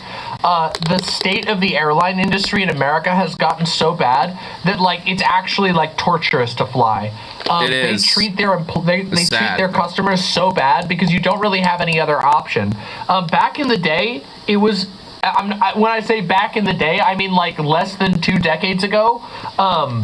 If your flight got delayed, they would just give you money. They would be like, I'm sorry, we're so sorry, please don't fly with one of our competitors. Here's some awards so you can fly again soon. And now it's just your flight's delayed, they're like, don't say a fucking word or we'll kick you off and your life will be ruined. It's so... I mean, honestly, I think the one airline that still kind of does this is Southwest. Because they have a whole award system and shit, so you can't actually, over time get a free flight and stuff. I mean, and I honestly, out of all the airlines I have flown with, Alaska and Southwest are honestly the ones that are actually kind of alright. So, and honestly, I kind of like Southwest because usually the flight stewards, I really hope that they get paid very well and stuff, which I'm assuming they don't. But they should, because honestly, pretty much every time, they're always awesome and really cool, and some of them tend to be pretty charismatic. And there was one time where there's this flight stewardess that was a guy that was just very charismatic and really, had almost kind of a sass to him in a sense, and was generally, kind of a, really nice, jokester type of dude, and every now and then would just, kind of crack jokes, for people on the flight and stuff like that and shit. And he was generally really, kind of a jokester a little bit. I don't know if he had a side gig as being maybe a comedian or something, but he probably could, honestly. I mean, and I do kind of think about at least every now and then some flight Southwest flight stewardess stuff, because because every time it's always a fairly positive experience. When I end up flying with them, at least because of the flight stewardess just alone. Plus, you can basically pick whatever seat. You just pay for the, how many, seats are available. And you just pay for the seat. Whatever seat you pick is yours. That's what I like, too. I mean, it's kind of a little bit of a free-for-all. What's the haps? I was grinding today. I didn't work today. I was just kind of chilling. I got some pad thai, and I ate half of it. Now I'm ate, half of my edibles. I have, and... watching the State of the Union stuff via Dima Mama. Fucking bad. By saving consumers more than... yes. I'm hoping so, maybe. I'm something I'm in the works of looking into, potentially. $1 billion a year. We're cutting credit card late fees by 75% from $30 to $8. Look. I love how the Republicans, to this whole junk fee thing are like, nah. They're just like, man, fuck that. May not matter to the very wealthy, but they matter to most other folks in homes like the one I grew up in, like many of you did. They add up to hundreds of dollars a month. They make it harder for you to pay your bills or afford that family trip. I know how unfair it feels when a company overcharges you and gets away with it. Not anymore. We've written a bill to stop it all. It's called the Junk Fee Prevention Act. We're going to ban surprise resort fees that hotels charge on your bill. Those fees can cost up to $90 a night at hotels that aren't even resorts. The idea That was a joke. Okay. that cable, internet, and cell phone companies can charge you $200 or more if you decide to switch to another provider. Give me a break. We can stop service fees on tickets to concerts and sporting events and make companies disclose all the fees up front. And we'll prohibit airlines from charging $50 round trip for family just to be able to sit together. Baggage fees are bad enough. Airlines can't treat your child like a piece of baggage. Americans are tired of being. We're tired of being played for A something. piece of baggage. Jesus fucking Joe. So pass. Honestly, I'm hearing some boos from the Republicans, dude. Oh my god, I'm hearing a few Mylan boos in says, there. This sounds like Biden is trying to get revenge for a bad flight. He fucking should. He Flying should. right now is genuinely one of the worst experiences you could possibly have. I fucking hate it. Was yeah, trying to act all tough. I mean, there was. I really hope he does, because if he does, this would be a genuinely good thing that he would do. You know, so I mean, he specifically mentioning it. So I don't know. It's terrible. You are treated like shit. Your baggage is treated like shit. The airplanes are currently designed to be as uncomfortable as possible to squeeze as many people as possible onto the flights. Yep. It's fucking terrible. Like, I don't even know how to explain it. The last flight that I did was one of the most uncomfortable of my life. I used to work for an airline. I used to fly all the time. I used to clean the planes. And I flew. The last time I flew on a brand new plane. It was horribly uncomfortable. They are literally designed to be smaller than ever. Ugh. It's just terrible. Pass the Junk Fee Prevention Act so companies stop. Joe Biden hasn't flown commercial in over a decade, not a shot. You might be right, actually. You might be right. I don't know that he's flown commercial since, because it would have been Obama. Maybe he did during Trump, though. Don't you think he probably flew commercial during Trump? No, he would have No. had private flights. Now you're probably... Gift. But not anymore. We're getting Picture clean a plane. Sounds nasty. Yeah, I mean, yeah. Honestly, I have seen, you know, like, I kind of will sometimes wait until the plane mostly empties out before I leave, you know, and, you know, just because I kind of like seeing the interiors of planes and just kind of checking them out, because I'm a big, you know, plane dude, it's kind of like a little hobby to be, you know, interested in that type of stuff, as, you know, everyone knows, but, you know, and like, honestly, like, yeah, dude, especially if there's, like, you know, a family that has, like, a baby or some shit, dude, those tend to be the most messiest, you know, sections of seats, you know, in comparison to, like, if it's me or, you know, somebody else. Like, there's genuinely, you know, like, a lot of different things. The seats are too uncomfortable the way around. Well, when my row leaves, I stand. I'm standing up, and I'm just kind of sitting there on the edge of the aisle, you know, just kind of waiting for everyone to leave. Because then it's just easy for me to just grab my shit and then, boop, go and be out. Like, you know, very, you know, so it's, you know, because at that point, you can have your Wi-Fi or your, you know, cell service. So at that point, I get my phone on, and I'm just looking for my phone and just browsing for like 5 minutes, looking at a video, and I'm just kind of, you know, going, you know, eyeballing the aisle, and or, you know, whichever seat I'm looking, you know, whichever way, and just wait and see, you know, once it's empty enough, then I grab my shit and bloop, go, and it's easy peasy. I don't drink plenty of water. I buy overpriced bullshit water from the airport. I'll get, like, well, actually, when it comes to the water and stuff, they get bottled water. Like, I actually have seen, because of what I'm talking about, I have actually seen them load up or reload with those food carts and stuff, that they will bring out.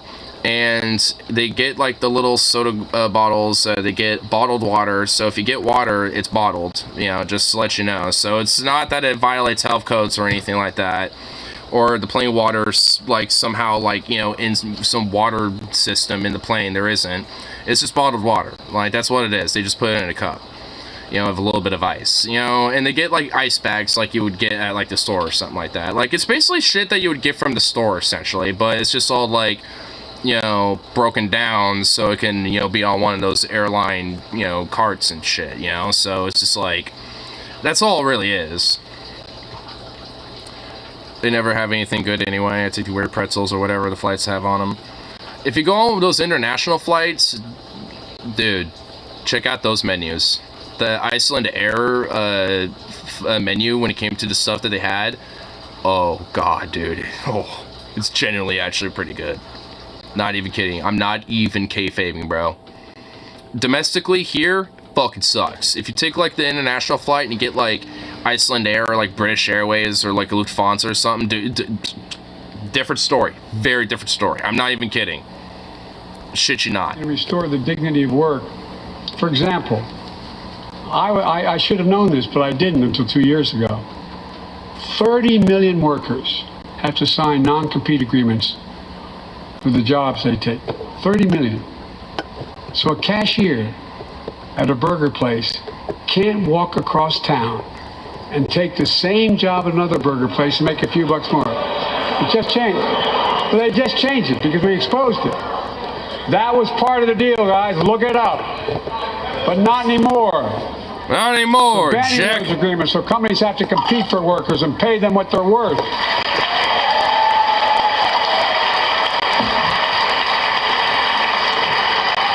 And I must tell you, Republicans. It's illegal for jobs like that. Well, yeah.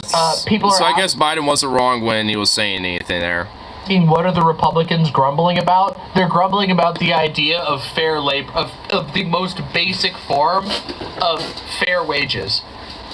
And notice how, like, when everyone, like, at least on the Dem/centrist side of things, stood up, and the Republicans were just, like, sitting there doing nothing.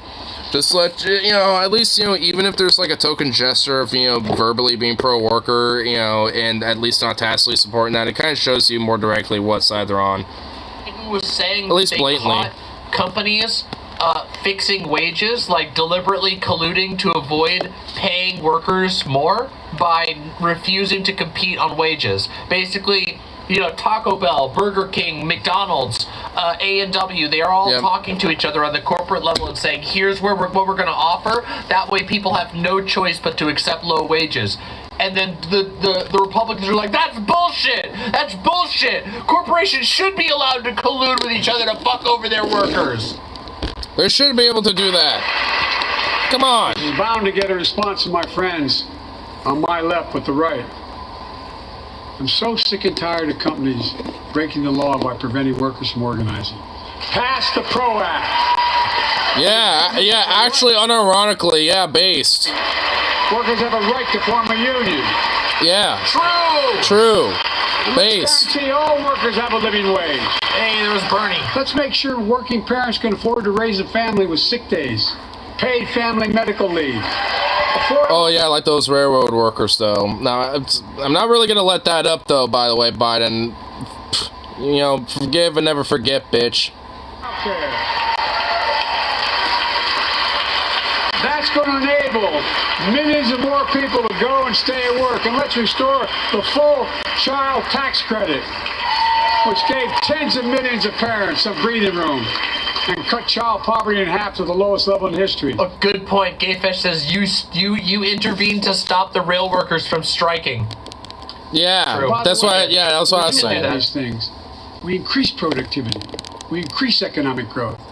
So let's finish the job and get more families access to affordable quality housing. Antifa Pyro says, not to be an anecdote, Andy, but near me there were several McDonald's that for a while were offering $20 an hour because local people realized just how fucked over they were been, and it shows that they've always been able to pay more. Yeah, fucking fast food is crazy profitable. They've always been lying. They've always been trying to choke the workers for their own benefit. This is just a absolute basic of capitalism, and I truly... And another thing that they love to do is, like, especially if they're really, fucking people over in a specific workplace, they'll always, propaganda. It's like, oh, you can't discuss your wages.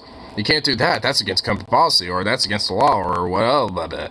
Like, they'll always try to, like, intimidate and propagandize, like, oh, if you, talk about things like your wages, or, amongst your coworkers, that's against policies, or, against the law, or this and that and shit, even though it literally isn't. Like, in fact, it's illegal to, like to say otherwise, if anything. That as time goes on, more and more people will realize not only that they're getting fucked over, but they are getting galactically fucked over. That every single corporation on the planet is squeezing out so much profit while paying you the absolute minimum possible. Borderline slave wages. It's fucking terrible. Housing. Let's get seniors who want to stay in their homes the care they need to do so. Let's give more breathing room to millions of family caregivers looking after their loved ones. Pass my plan so we get seniors and people with disabilities the home care and services they need. And support the workers who are doing God's work. These plans are fully paid for and we can afford to do them. Restoring the dignity of work means making education an affordable ticket to the middle class. You know, when we made public education, 12 years of it universal. Can we get back to all the like rough and gruff shit that was earlier? We became the best educated, best paid nation in the world. But the rest of the world's caught up. I can't get over how small Kamala Harris looks in comparison to that chair. As an expression. I hope I get it right, kid. Any nation that out-educates us is going to out-compete us. Any nation that out-educates is going to out-compete us. Folks, we all know 12 years of education is not enough to win the economic competition. Did they give her like shoulder boards to make her look bigger? Because it just makes her head look small. You want to have especially with that chair. Workforce, let's finish the job. By providing What is with this whole like his theme tonight is finish the job. It's like, well, start it, Bo. Preschool. Like, we're used to like, I mean, you haven't really been doing much besides like kind of having workers in the back, and it's kind of really about it. Tried to do the student loan debt thing, then that just kind of fell off. Children who go to preschool are nearly 50% more likely to finish high school and go on to earn a 2 or 4 year degree, no matter their background they came from. Let's give public school teachers a raise. Damn, Kamala stood right up for that one. She launched up like a rocket. The Republicans fucking standing up for that one. None of the Republicans give a shit about. Yeah, let's pay these teachers trying to sell the woke and this grooming CRT agenda to our kids. Nah, we can't have that, brother. That's exactly what they're fucking thinking. Nah, fuck them teachers. Republicans hate that shit. Fuck those teachers trying to teach those damn kids woke liberal CRT grooming LBG thing and drag agenda stuff. No, boo. Can't have none of that bullshit. We can't have none of that weird rainbow bullshit or whatever the fuck. What do they want? Peasants. When do they want it? Yesterday.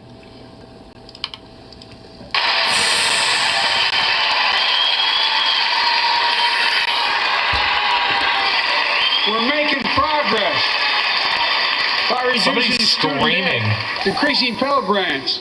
Yeah, someone's really hollering. In middle class families. Someone was screaming and booing. To connect students to career opportunities starting in high school. Provide This seems to be Biden says something slightly positive. Republicans boo, or they just sit there and stand silently, looking all disgruntled. Ron DeSantis. College, the best career training in America, in addition to being a pathway to a 4-year degree. Let's offer every American a path to a good career, whether they go to college or not. True. Okay. And folks. Sounds nice. Now, let's be real. Ron DeSantis would support education but he would support education only so that he can fucking give more alcohol to minors. Folks, in the midst of the COVID crisis, when schools were closed and we were shutting down everything, let's recognize how far we came in the fight against. Oh shit! Republicans start getting. Ooh. While the virus is not gone, thanks to the resilience of the American people and the ingenuity of medicine, we've broken the COVID grip on us. COVID deaths are down by 90%. I think it's just because we stopped giving a fuck. We've saved millions of lives and opened up our country. We opened our country back up, and soon we'll end the public. Oh, that means those borders, goddamn immigrants coming in left and right. That's what he said. He opened the country back up. He said it, ladies and gentlemen. There, open borders. But that's called a public health emergency. But we'll remember the toll and pain is never going to go away. More than 1 million Americans lost their lives to COVID. 1 million. As of right Families now, grieving. Children orphaned. hold on, let me just see if I can get it. Empty chairs at the dining room table constantly reminding you that she used to sit there. Why do you get so solemn, Biden? Jeez, why are you so dark? 7-day average, by the way, the 7-day average as of today, the 7-day average is 368 people still dying in America, and that's with extremely reduced testing and extremely reduced tracking. So we don't even know if those numbers are particularly accurate. We already have hard scientific evidence that our numbers were already underinflated from before because of the way that they were documented and calculated. Yeah. But right now, as of right now, just right now with this reduced testing, reduced measurement, and tracking that we have, still 368 people per day dying from COVID. But that's just literally like a super underestimate. We still need to monitor. It's actually insane. It's probably still in like the thousands potentially.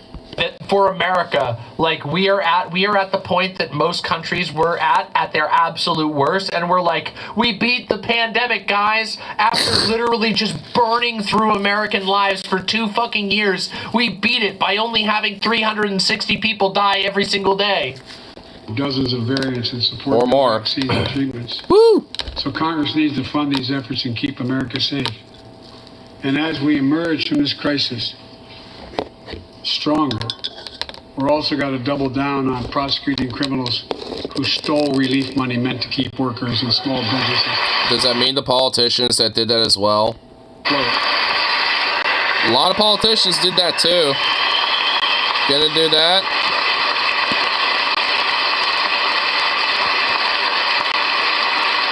I guess everyone stood up for that. Okay. Before I came to office, you remember, during that campaign, the big issue was about inspector generals who would protect taxpayers' dollars and were sidelined. They were fired. Many people said we don't need them. And fraud became rampant. Last year, I told you the watchdogs are back.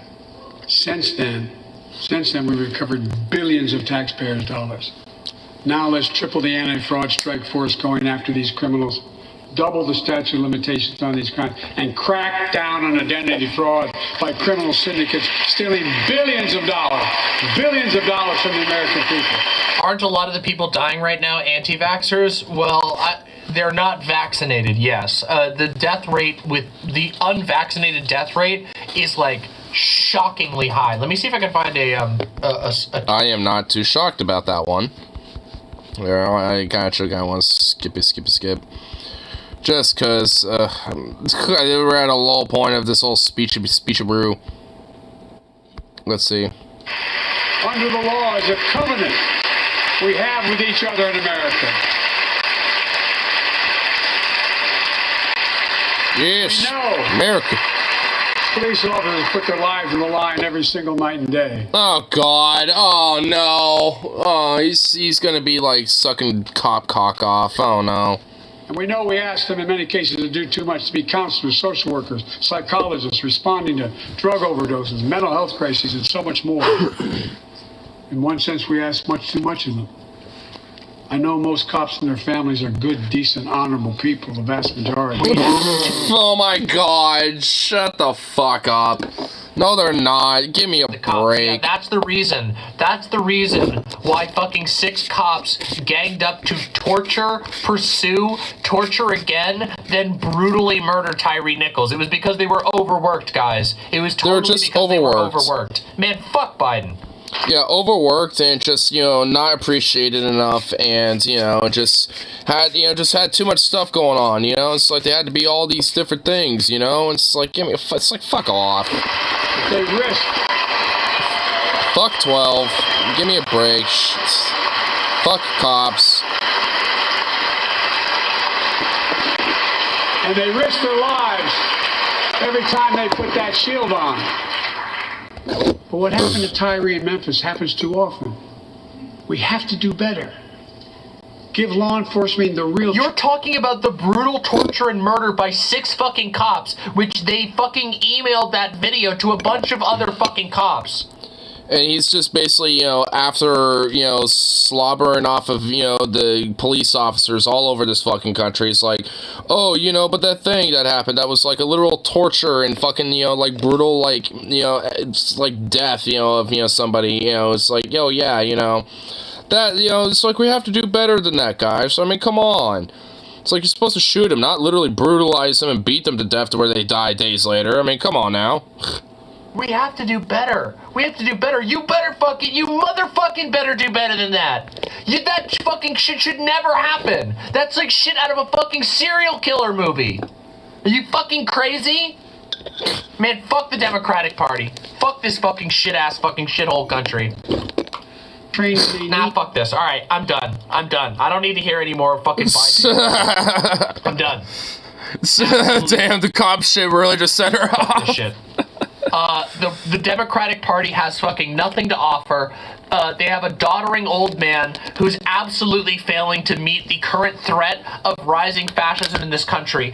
Which seems to be very, like, adamantly, like, angry and just, like, and doing a lot of, like, rambunctiousness earlier that actually somewhat made me enthralled, but then it lulled away because Biden's just a fucking random asshole fart.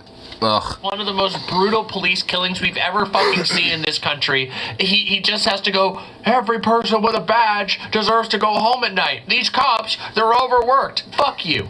Fuck you. Fuck you. And I want you all to remember, my lovely, lovely imps, I just want you to really seriously remember this. This fucking government doesn't give a fucking shit about you. They are going to give you a fucking 100 asterisks if you're 75 and you've worked for your entire life and you paid all your bills perfectly and never made a mistake on any of your paperwork ever. They might reduce the cost of your insulin to $35 a month. You should be grateful, shouldn't you? You should be grateful, you fucking peasant. You should be fucking grateful that you're not getting beaten. Fuck these people. Fuck these politicians, fuck these motherfuckers, and remember that only we protect us. Only what we choose to do, the communities and the social bonds that we make matter at all. All of this trash, every single thing that he said is fucking full of bullshit, and none of it's gonna happen. We know this is the case. We know that nothing happened because of the Republicans before. We know nothing is going to happen now while the Republicans ramp up their insane rhetoric and say that the fucking election was stolen. Holy fucking shit. True. Damn. Ooh. Spicy. I love it. A spicy meatball. So she actually, like, after that, she was just like, nah, fuck this, we're done. The Democrats are going to get bowled over just like they always do. They're going to get blindsided just like they always do because they sit there fucking doddering around and playing this reach across the aisle bullshit while literal fascists are stripping books from our shelves, erasing the history of gay people, erasing the history of people of color, fucking talking down to every single person in the country who knows goddamn well that police are not fucking overworked, that has nothing to do with police being overworked as to why they brutally fucking murdered that guy. And thousands of other people every fucking year. It's fucking absurd. Fuck these people. I mean, like, the consistency of them, like, especially by being like, oh, we're trying to reach, like, it was very adamant and prominent, when it came to, him, talking throughout that speech. Is trying to reach across the aisle while those fucking fascist psychos, consistently, push further and further, more to the right, and, trying to, like, as she's saying, like, stripping, books off the shelves and shit, trying to revoke the rights of, not just, trans folk, but, just queer folk and minorities abroad and just immigrants, and fucking, crack down harder and harder and shit.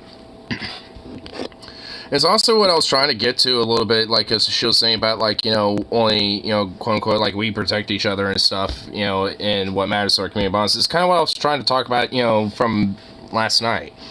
Because, those are the things that, like, do matter. Because, like, unfortunately, it's like this government does not give an iota of a fuck. It's a little naive and foolish to think otherwise, frankly. That's why, at the very least, I say, at the end of the day, at least just try to look out for each other.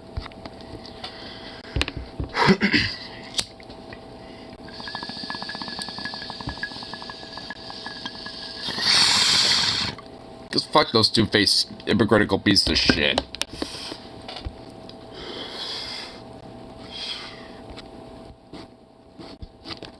Create a little bit of entertainment, but still. Just because it's entertainment doesn't mean there's, you know, like a sense of, like, you know, the broader direness of, you know, this whole situation.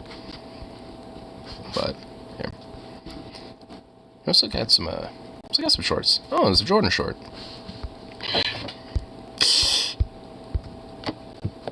The inhale of a Jordan. I have a strong feeling there's going to be a, come here. And we're going to... Well, no, it's funny. We live at a time in our lives, right, where this younger generation of... Ah! No, come back. Get back here. Well, no, it's funny. We live at a time in our lives, right, where this younger generation of college students are fearless. They're nothing scares them anymore, okay? At this point, this generation of students, they are made up of adrenaline, caffeine, right, anxiety, and astrology, right? You want to, because I've never seen a group of people. Honestly, this could also work for a lot of, you know, people in the workplace, too. Their response to almost getting hit by a car is do it, right? And the same exact day they'll ask for vegan options at a restaurant. It's such an interesting group of people, right? The word deadline to them, that's a joke. That's a really funny one, right? Because they're gonna turn their assignment when they got it done, and it's gonna be at the last possible minute, and you gotta be cool with it because you're not gonna get any other option, right? Wanna know why? Because everybody remembers the last shot you take at a basketball game, not the first one, okay? It's a sport at this point to turn in your work late. ESP stands for every student procrastinates naturally, right? Then I want to be the MVP of that league. MVP of that league, damn. I remember my college days, and honestly, it kind of be like that sometimes. It's been a while. I don't know how it is now. I imagine it's probably way fucking worse. When purple accidentally took over the world. What's this about? Expensive Things on Earth was created by complete accident. And that is just a beautiful story. So as I have said before, one of the most expensive colors on Earth for thousands of years was the color purple. Until modern history, there weren't any synthetic dyes that you could use to recreate this color, which made it ludicrously expensive. Until an 18-year-old chemistry student in England in the 1850s accidentally just discovered purple dye. You see, William Henry Perkin was a chemistry assistant whose task that he was given one day was to create quinine. This was a type of substance that was used to treat malaria, and so it was pretty important for people to know how to make. But when he was going through the process of trying to develop a way to create more quinine, he accidentally somehow made synthetic purple. Something that he would call mauveine and immediately move to patent and then create a factory for. You have to understand that in the textile world, this was the equivalent of discovering a way to make gold. Very quickly, thanks to this man, purple took the entire Victorian era by storm. Never before had outfits like this been so widely available for so many people at the same time. With this, purple was no longer the color of royalty. Huh. So, like, it pretty much took it till, like, the Victorian era until it became far more commonplace. I actually generally didn't. I thought it became far more common, you know, eventually later down the line, but no. Or I guess, you know, like earlier, you know, I suppose, you know, like, I don't know, like 1500s or some shit, but no, I guess not. It was, this is the 1850s. Fuck, okay, you know, fair, you know, the more you know, the more you know.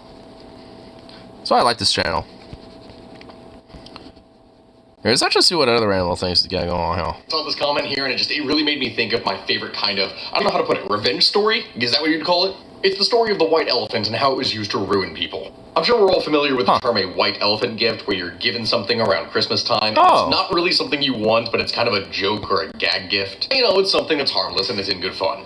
Usually. Usually. Legend back in the kingdom of Siam, what the king would do with a particular courtier who had displeased him was give him a gift.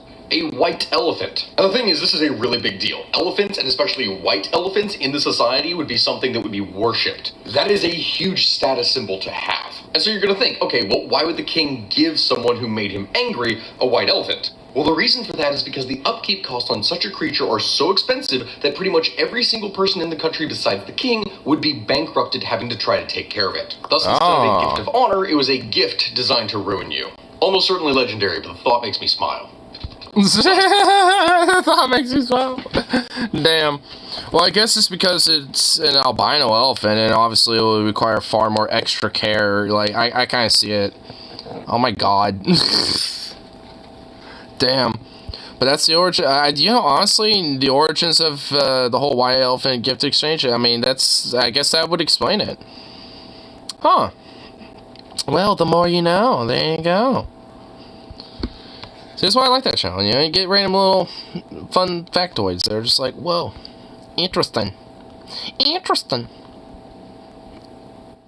There you go. My friend. Weapons from space.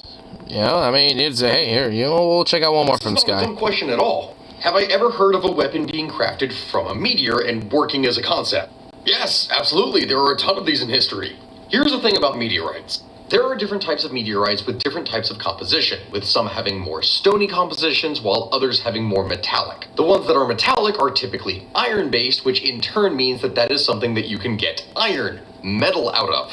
And when these things have been found in ancient times, then very often they have been used in order to make ceremonial and special weapons. Because a meteorite like this came from the sky, it is seen as a literal gift from the gods. Something that could create a tool or weapon with magical properties. So if someone made a weapon out of a meteorite, they weren't just going to make a plain looking weapon. This was going to be exceptionally decorated. We're talking about a weapon that was a piece of art, it was a religious symbol, it was a deadly tool, it was everything. And God, I would sell my kidney for one. Sell my kidney for one. I mean, dude, I probably would too, frankly. I unironically probably would do that as well, because yeah, I would very much. I mean, dude, to have a weapon, you know, like a sword or an axe or something made out of like an actual meteorite, that would be genuinely really fucking cool. That'd be awesome.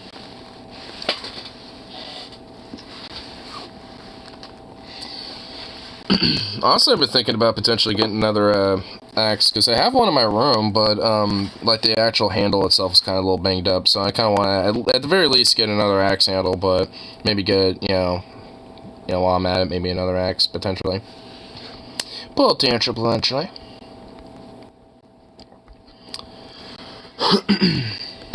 Oh my goodness.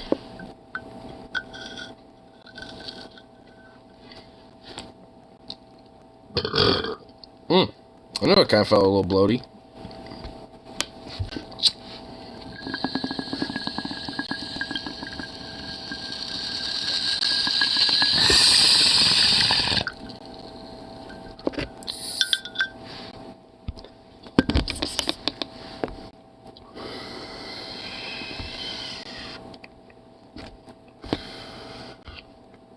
It's just confusing. Wait, what's this? Why is he upset at women's fantasy? Who is it? It's Peterson. Jordan Peterson. Oh God. Oh boy. Women's fantasies. This could also apply to men too, wouldn't it? Okay, whatever. Jordan Peterson describes women's hottest sexual fantasy. I was reading this book called A Billion Wicked Thoughts that was written by a bunch of engineers at Google, and they were looking at billions of Google searches. And, you know, there's no shortage of pornography on the internet. And there's much less by proportion than there was when the internet was first invented. And it's so interesting because it actually turned out that one of the things that drove the development of the internet and the technology was the proclivity of young men to search out sexually provocative images. That was what was at the forefront of the development of the nets. No way, bro. You mean wow, shocker. The internet's for porn? What a brilliant revelation from the man, dude. He's just so fucking smart. I need to buy his book 11 times so I can give it to the 10 remaining friends I have who will probably also leave me, just like my girlfriend, after I started talking about how women have a tendency to destroy because they're the dragon of chaos. The dragon of chaos. They were motivated to use it for that purpose, and that provided the platform from which it emerged. Yeah, because it's easy, quick, you know, visual, you know, like presentation, like, you know, of something that, you know, could be sexually gratifying. And like, what do you think, Jordan Peterson? Oh my God. Easy. Anyway, this is straight up like a revelation to him. The Google engineers looked at pornographic search processes and then segregated male. This B-roll is so good. A Jordan Peterson fan made this and wait, well, hold on, wait, what's going on here? What the fuck?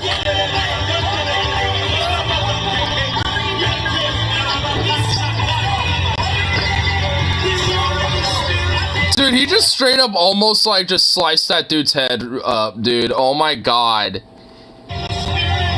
I'm a warrior. I'm a warrior of God.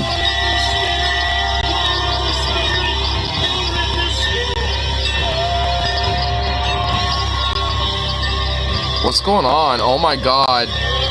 Oh my god, what's happening? What?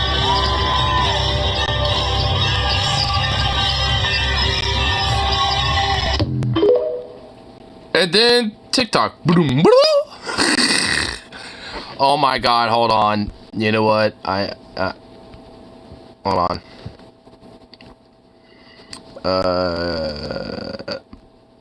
I'm selling this. I'm sending this to the group chat. Hold up.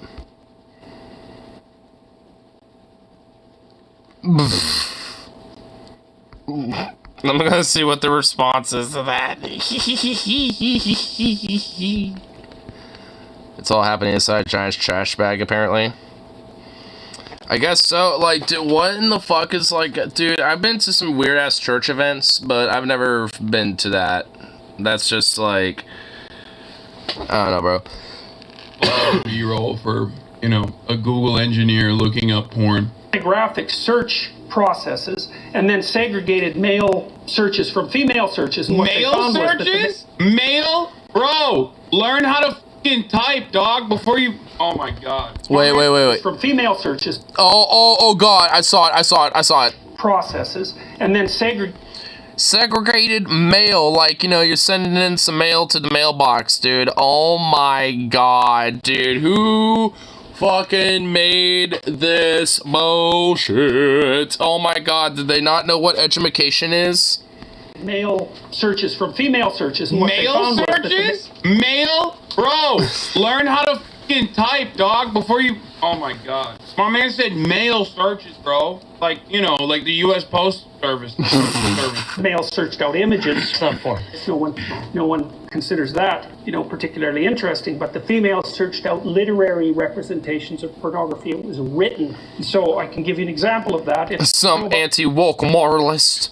Harlequin romances. Does everybody still know about those? Anybody not know about those? Okay, well, they're mass market romances and of a very stereotypical type. And the original ones were pretty harmless in terms of no violence and no real sexual content. That was 40 years ago, and they've differentiated tremendously, and now there's hardcore Harlequin romances. So they did a plot analysis of the typical pornographic female fantasy. Well, and it's so comical because engineers did this, and social scientists would never do this because they'd be probably too concerned about the ethics of it or some damn thing. But engineers, you know, they'll...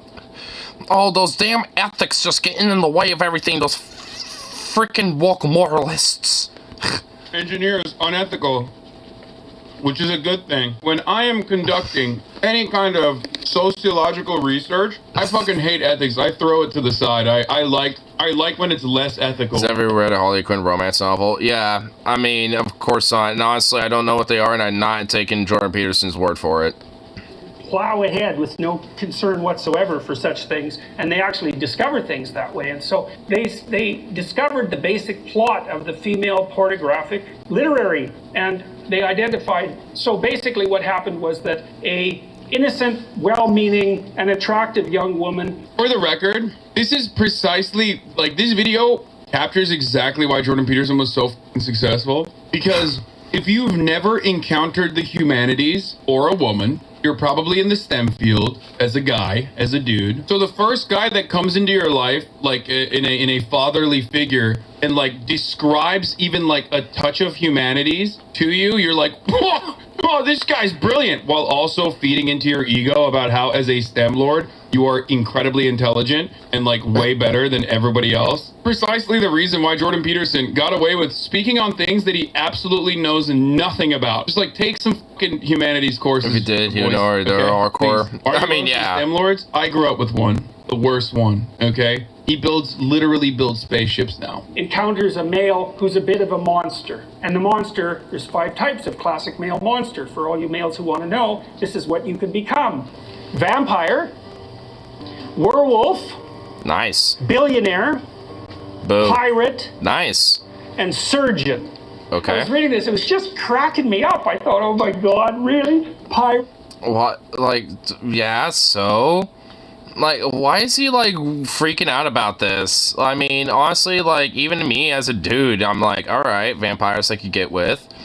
Like, you know, like fucking, Domestru, or whatever her name was, in, the recent, you know, like that, what that, like, female vampire chick in that Resident Evil game, or whatever the fuck. To take opposite of Jordan, you'll likely be correct. Yeah, probably. I mean, you know, but, you know, and what else? And honestly, for me, I'm a furry, so werewolves, you know, I mean, you already know where that's gonna go. I mean, and billionaire, well, I could think of other things I could do to them. Nothing sexual. Vampire, pirates, though? Fucking base. Hell yeah, dude. Yo ho ho! You know, it's like, I'm all about that. Fuck yeah. You know, and it's just like, what was that last one? He's a surgeon. I mean, it's like, not necessarily my type, but I don't know, like a sexy female surgeon or a male surgeon. I mean, I don't know. I swing both ways, so it don't matter to me, you know? So it's just like, why does he think that these are unique to women, you know? It's like, there's plenty of dudes that think, like, a female, like, dominatrix style vampiress, you know, would be, like, sexy as fuck. And, yeah, that's all gothic out and shit. Like, I mean, or, like, you know, it's like, you know, I guess, you know, for the furry realm, you know, like, you have a female werewolves or fucking, like, you know, you know, like, anyone would be into these tropes. Vampire? Oh, I'm into at least, like 3 of the 5 that he listed. What about all these damn vampire shows, right? They're so popular. Why does he act like this is, like, newfound knowledge? Like, he makes it seem like it's like a revelation to him. It's like, oh my God, this is so it's like what, you just discovered these are things? Like, these have been things, you know, in the zeitgeist, you know, for quite a while there, bucko. It's just a lot more expansive and a lot more easier to access, you know, now that it's, you know, widely available due to the internet there. Jordan, like, come on, bro. Are you serious? Homes in a fucking, you know, catacomb that he went into, and he's like, and there we found the ancient scriptures. It's like, bro, everyone has known this since, like, the beginning of young adult novels, okay? The first time someone fucking wrote a young adult novel, we were like, oh, this is what, okay, people eat this shit up. This is what people want. Got it. Like, oh, wow, people get horned up for vampires? That's crazy. Wow, shocker. They're so popular on Netflix. Oh, yes, and then there's the werewolf. There's nothing sexier than a werewolf, apparently. But yeah, there ain't, yeah, I mean, hey, you know, it's like, don't be barking up my tree about that, bro.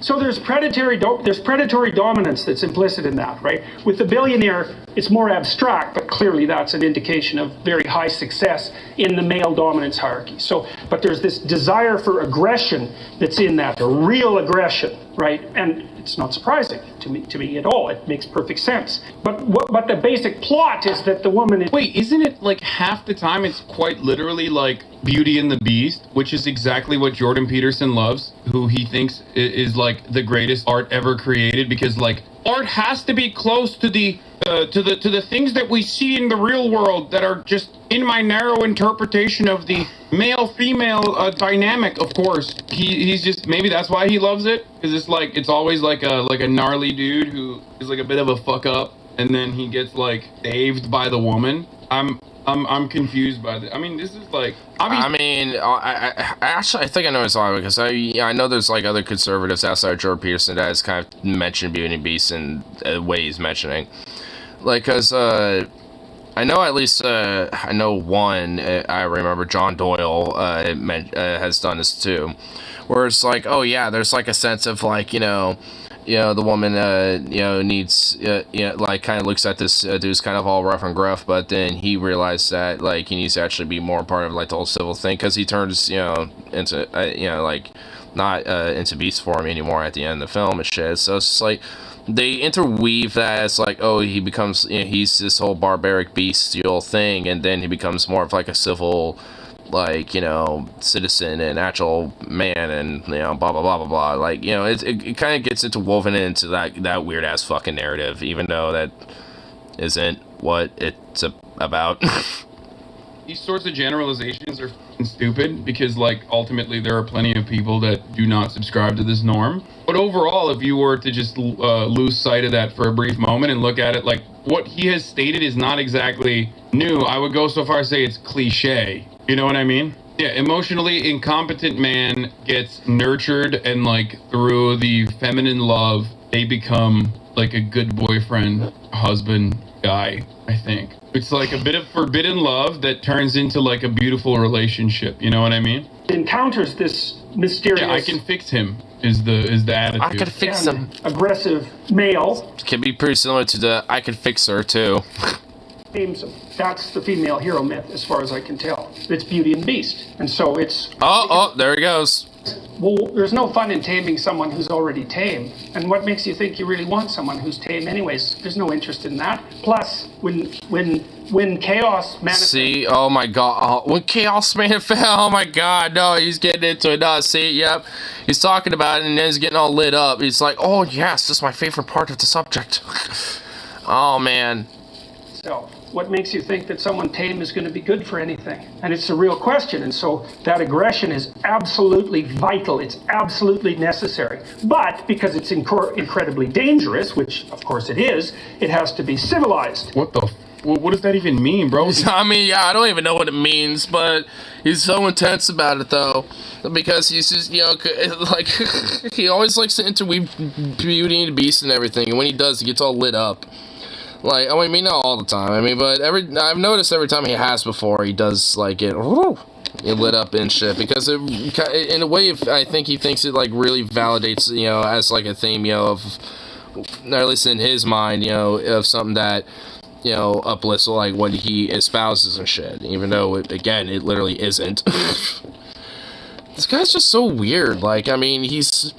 like treating the idea that like women have fantasies and then like, you know, there's this like weird interwoven psychological thing about it. It's like, yeah, how about, you know, people like, how about it's just simple the fact that people have fantasies sometimes and stuff, you know? It's like, I mean, I do, but fuck, I mean, that doesn't mean that it's just like I'm, you know, absolutely trying to actively seek it, you know, or achieve it or some shit. Like, it's like, my god, it's like, what the fuck? I mean, is it really that complicated to him? I mean, I think this video at least is like, you know, from, you know, when he was not like outright insane, because he sounds far more cognitive than, you know, as he is now. You know, but still, it's just like, does he really not get it? It's like, yeah, like, women, and men too, especially, you know, have sexual fantasies. Like, wow, that's a shocker. It's like, yeah, sometimes there might be particular interests that are very, you know, like, that tend to be kind of a majority interest and shit sometimes. Like, yeah, that happens. It's like, sometimes, you know, that's vampires or werewolves or whatever the fuck. Oh my god, he's just a fucking Fruit Loop, dude. Jesus Christ. Is it like a lot? Is there like some lawsuit or some shit where he might get his like licenses revoked? Can that happen already? Can he just have those revoked? That'd be nice. That'd be amazing.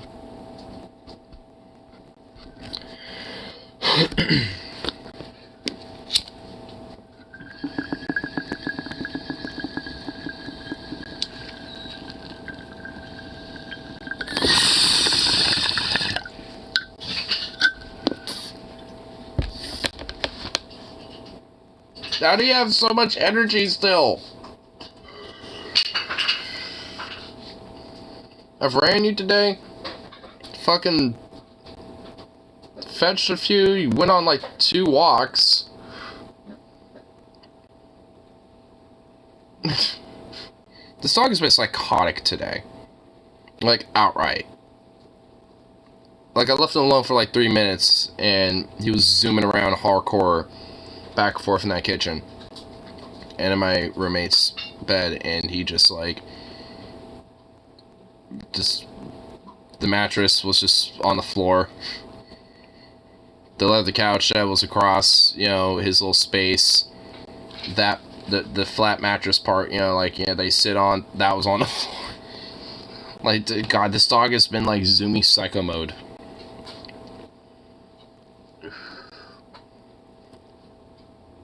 but that's okay, because he's a sweet boy. He's just a sweet boy. A crazy boy, but a sweet boy.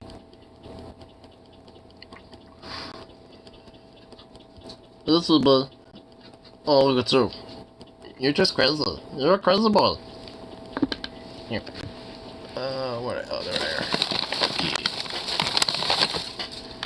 Here, give me a little dentist streak. Hey, Bubby. Hi, Bubby. Oh, look at so. Oh, look at so little bubble. Yeah, look at those little lips. Oh my god. This. Look at so. It's so cute. Wow.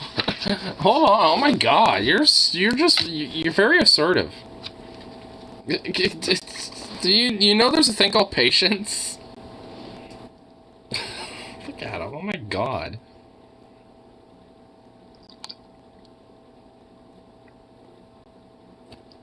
There you go. Goofy little freak.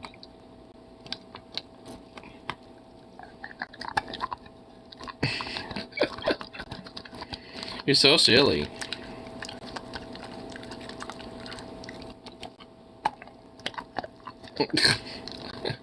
Oh my goodness, you're a goof.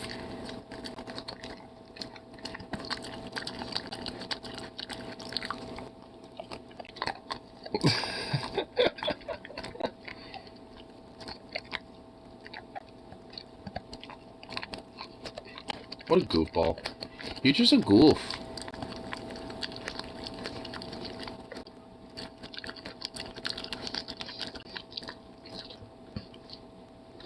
You're just a good boy.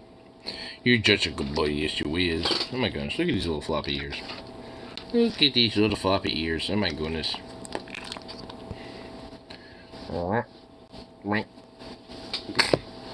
You fruit bat. Look at you. Oh my god. Now you're just stretched. Now you're just sprawled. Look at you. You're just a sweet boy. Oh my goodness. Tool, it was... Ah.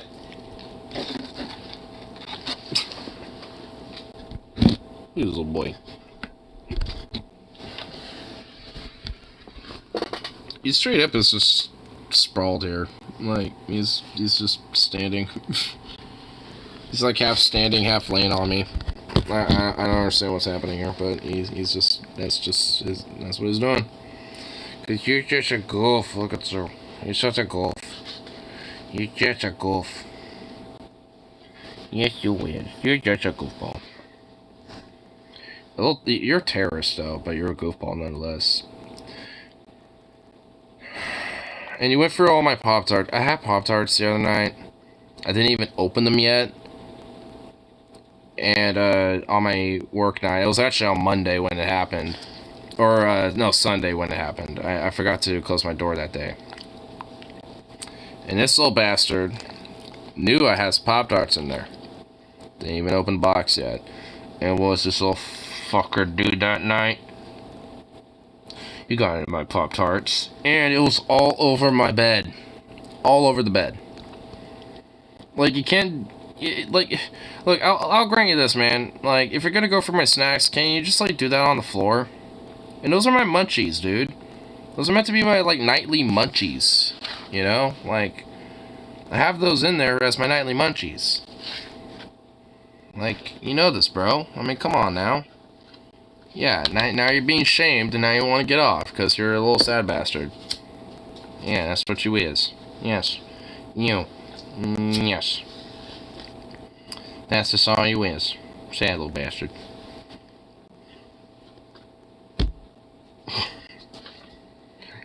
I mean, he truly is a little goof. Luckily, it's not gotten into my roommate's snacks at all, because those are all locked up. But, you know, so far, my victim, you know, to his snack escapadial pillaging has been, my Pop-Tarts.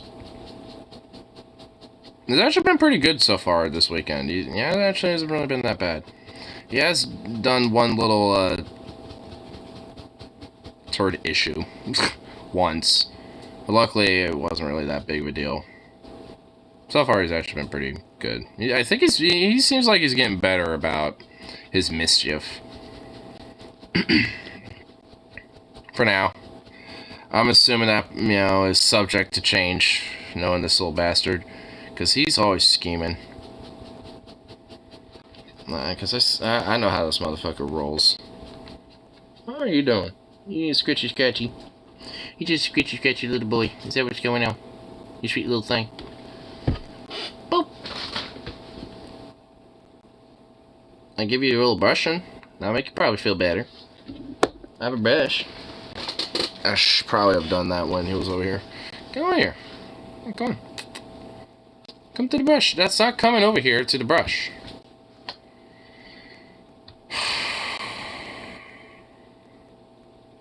How do I sneak him over here? Oh, well, you know what? I could probably just make him.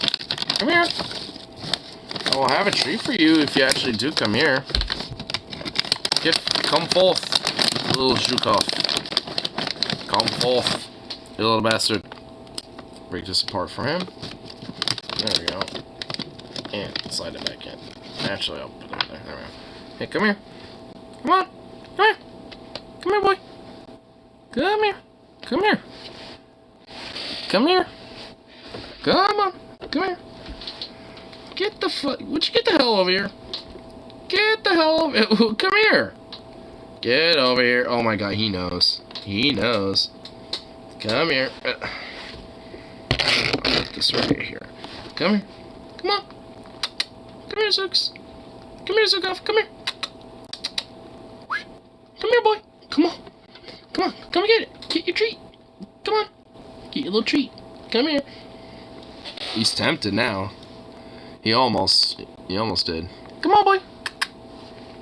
Zukov, come here. Come here. Come here.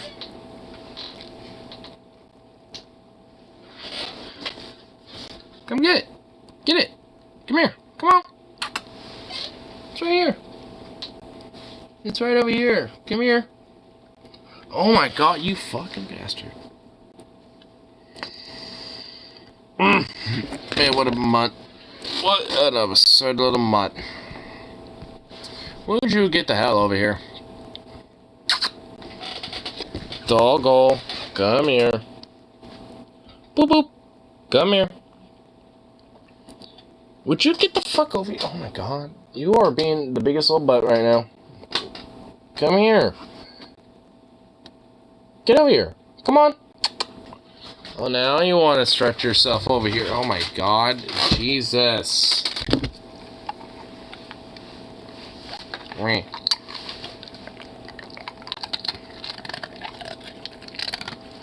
You sweet boy. You is a sweet boy. Yes, you is. Yes.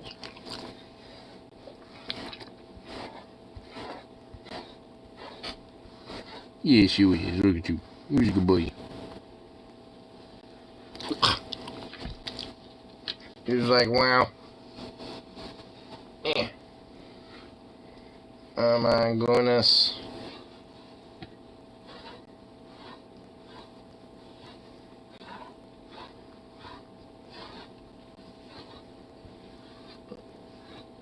Oh my goodness, you got some knots on your fur. At least right up in here. But I got those all out now. Now you're gonna be nice and more soft. Oh my goodness.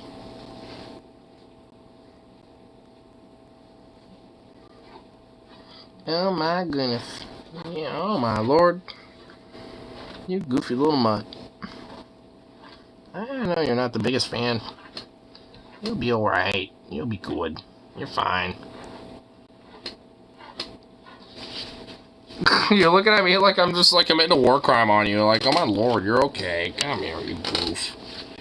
You are fine.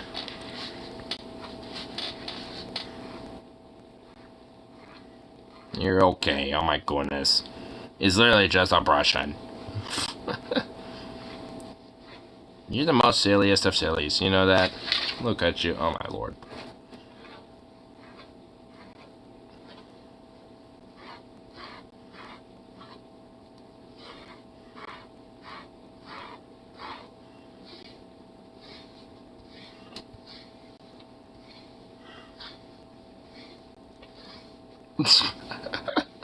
You're so cute. You're just ridiculous.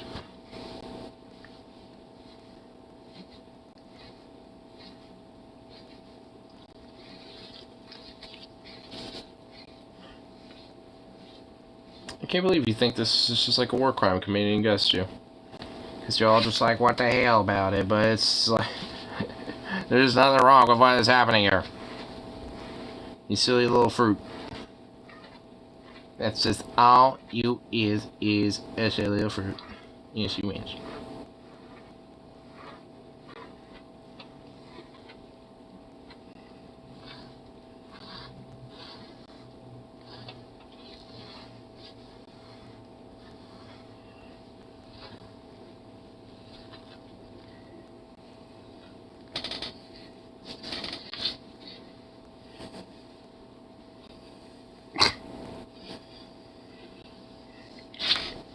You're ridiculous.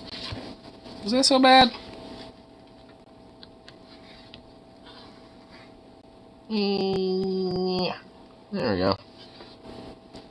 Is this really that bad? Yeah, there you go. You're fruit. You're a fruit bat, you know that?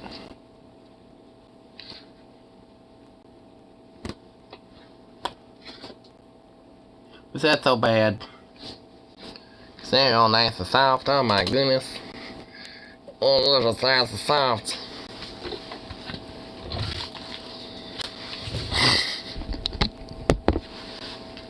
Alright, I'll give you a full treat here. You deserve a little treat after going for that. You're just a little sweet buddy. Up, up, up. Pop, pop. Good guy. Good guy. Good little boy.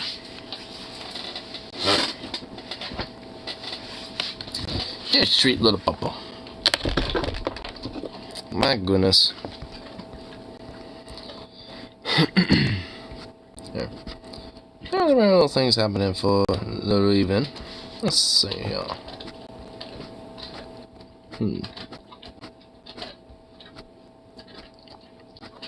What type of little memes could be around? YouTube poop. PragerU is wild. It's PragerU. Well, I want to add that actually. There we go. Yes, I haven't seen an official YouTube poop in a long fat minute. Let's see how good this one is. Tall Bart. Freedom.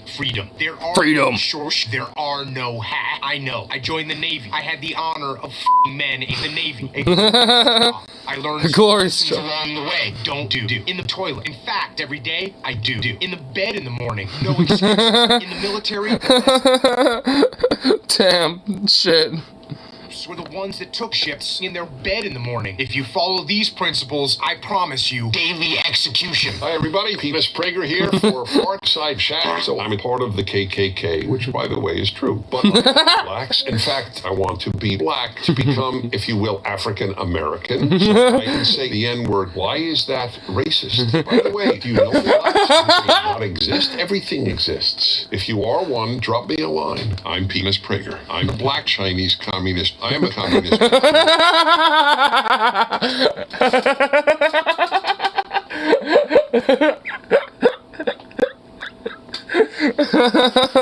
Oh my god.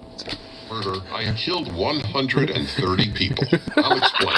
My parents died fighting the American people. I fell in love with North Korea at the age of 20. America is the only country in world history. Chinese fought each woman Now perhaps you'll protest. No.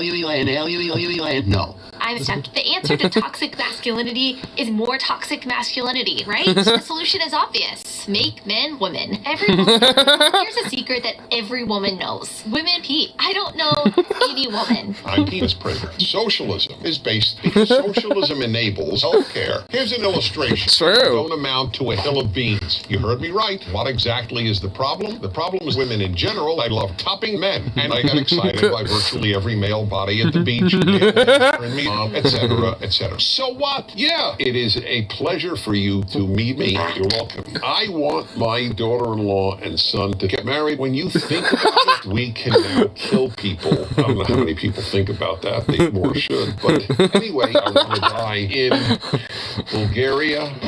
In Bulgaria? Jesus Christ. Oh my fucking god. Holy shit. Okay, you know what? Fuck. Alright. This guy deserves a subscribe. Yep. A subscribe all around, and I want to make sure I'm notified. Oh my god, yes. Holy, oh fuck. Oh, damn. Whew. Okay, that was too goddamn good. Holy shit. Wow. Beautiful. I need to see more from that gentleman. The tall blart dude. Oh god. Okay. Yeah. All right. I'm sold.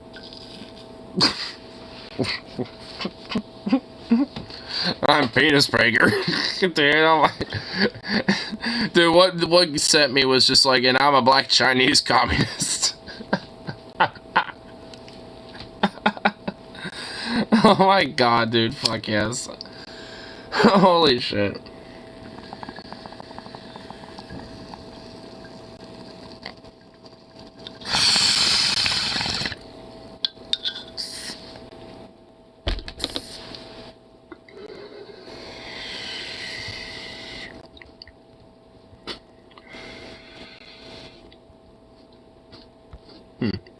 Let's check out a couple little more shorts. Let's see what's.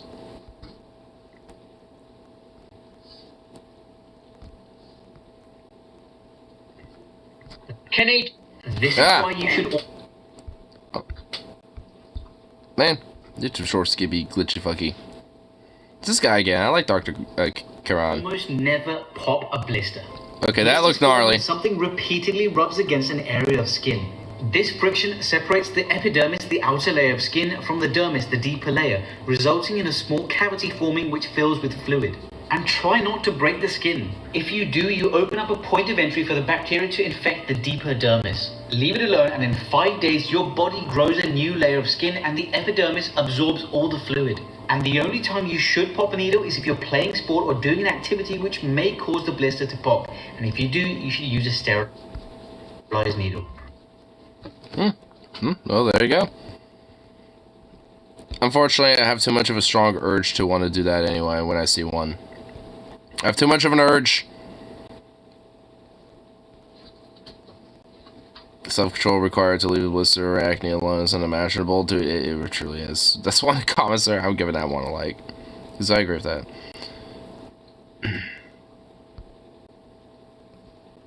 Let's see. I use whatever it's on.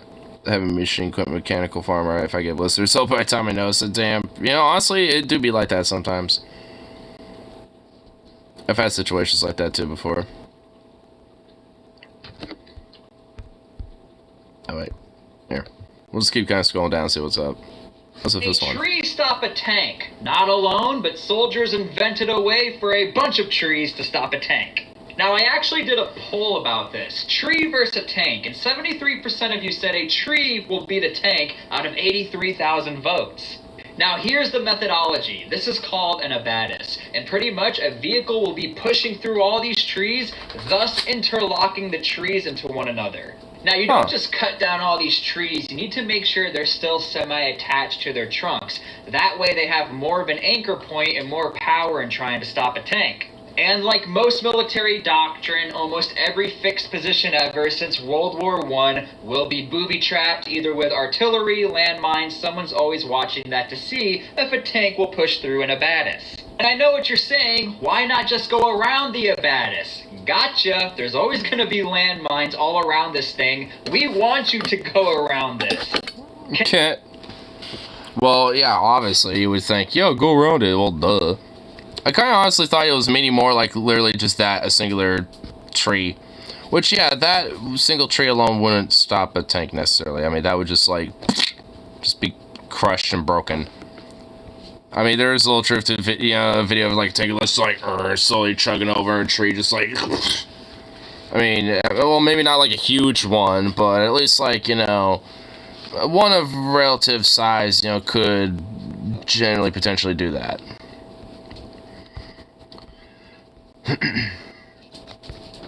How will the U.S. Sure. I told you. Hey, what you doing? Sooks, back. What you doing? Back. What you pawing back? What you pawing back? What you doing, what you doing, bye? Boop. You're goof. What's it?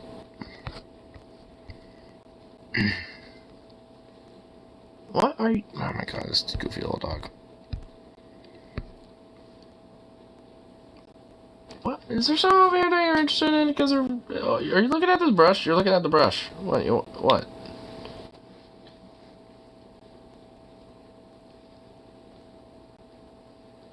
Was it the brush the whole time? Was it seriously the brush? Yeah, that's just you, bro. Oh my god, he's so curious about a brush, really?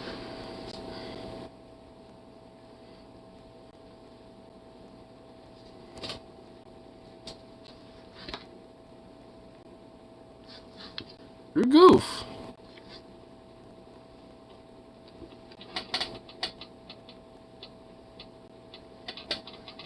You're a goof. Yes, yes, you're a goof. Really?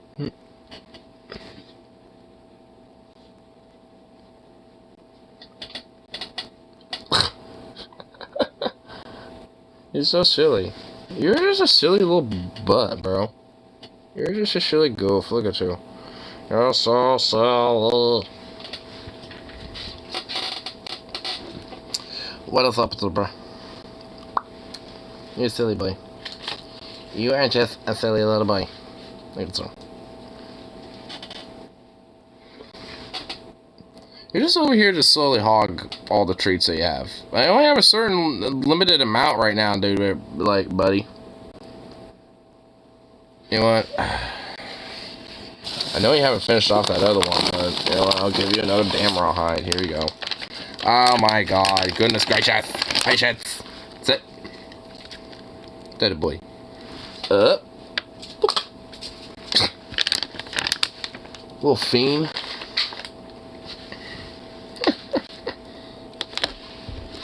Oh yeah, what a goofy little freak, dude. Whatever shall I do with that little crazy mutt? Just a crazy boy indeed.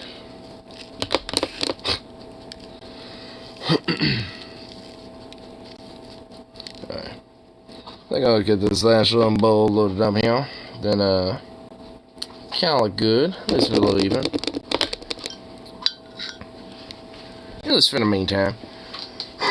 Probably do a little more streaming tomorrow. Probably like just right in that early, nice, bright and shine. Right when I wake up, which is probably gonna be like 2 or something. You know what I mean? I like to beat that nocturnal one.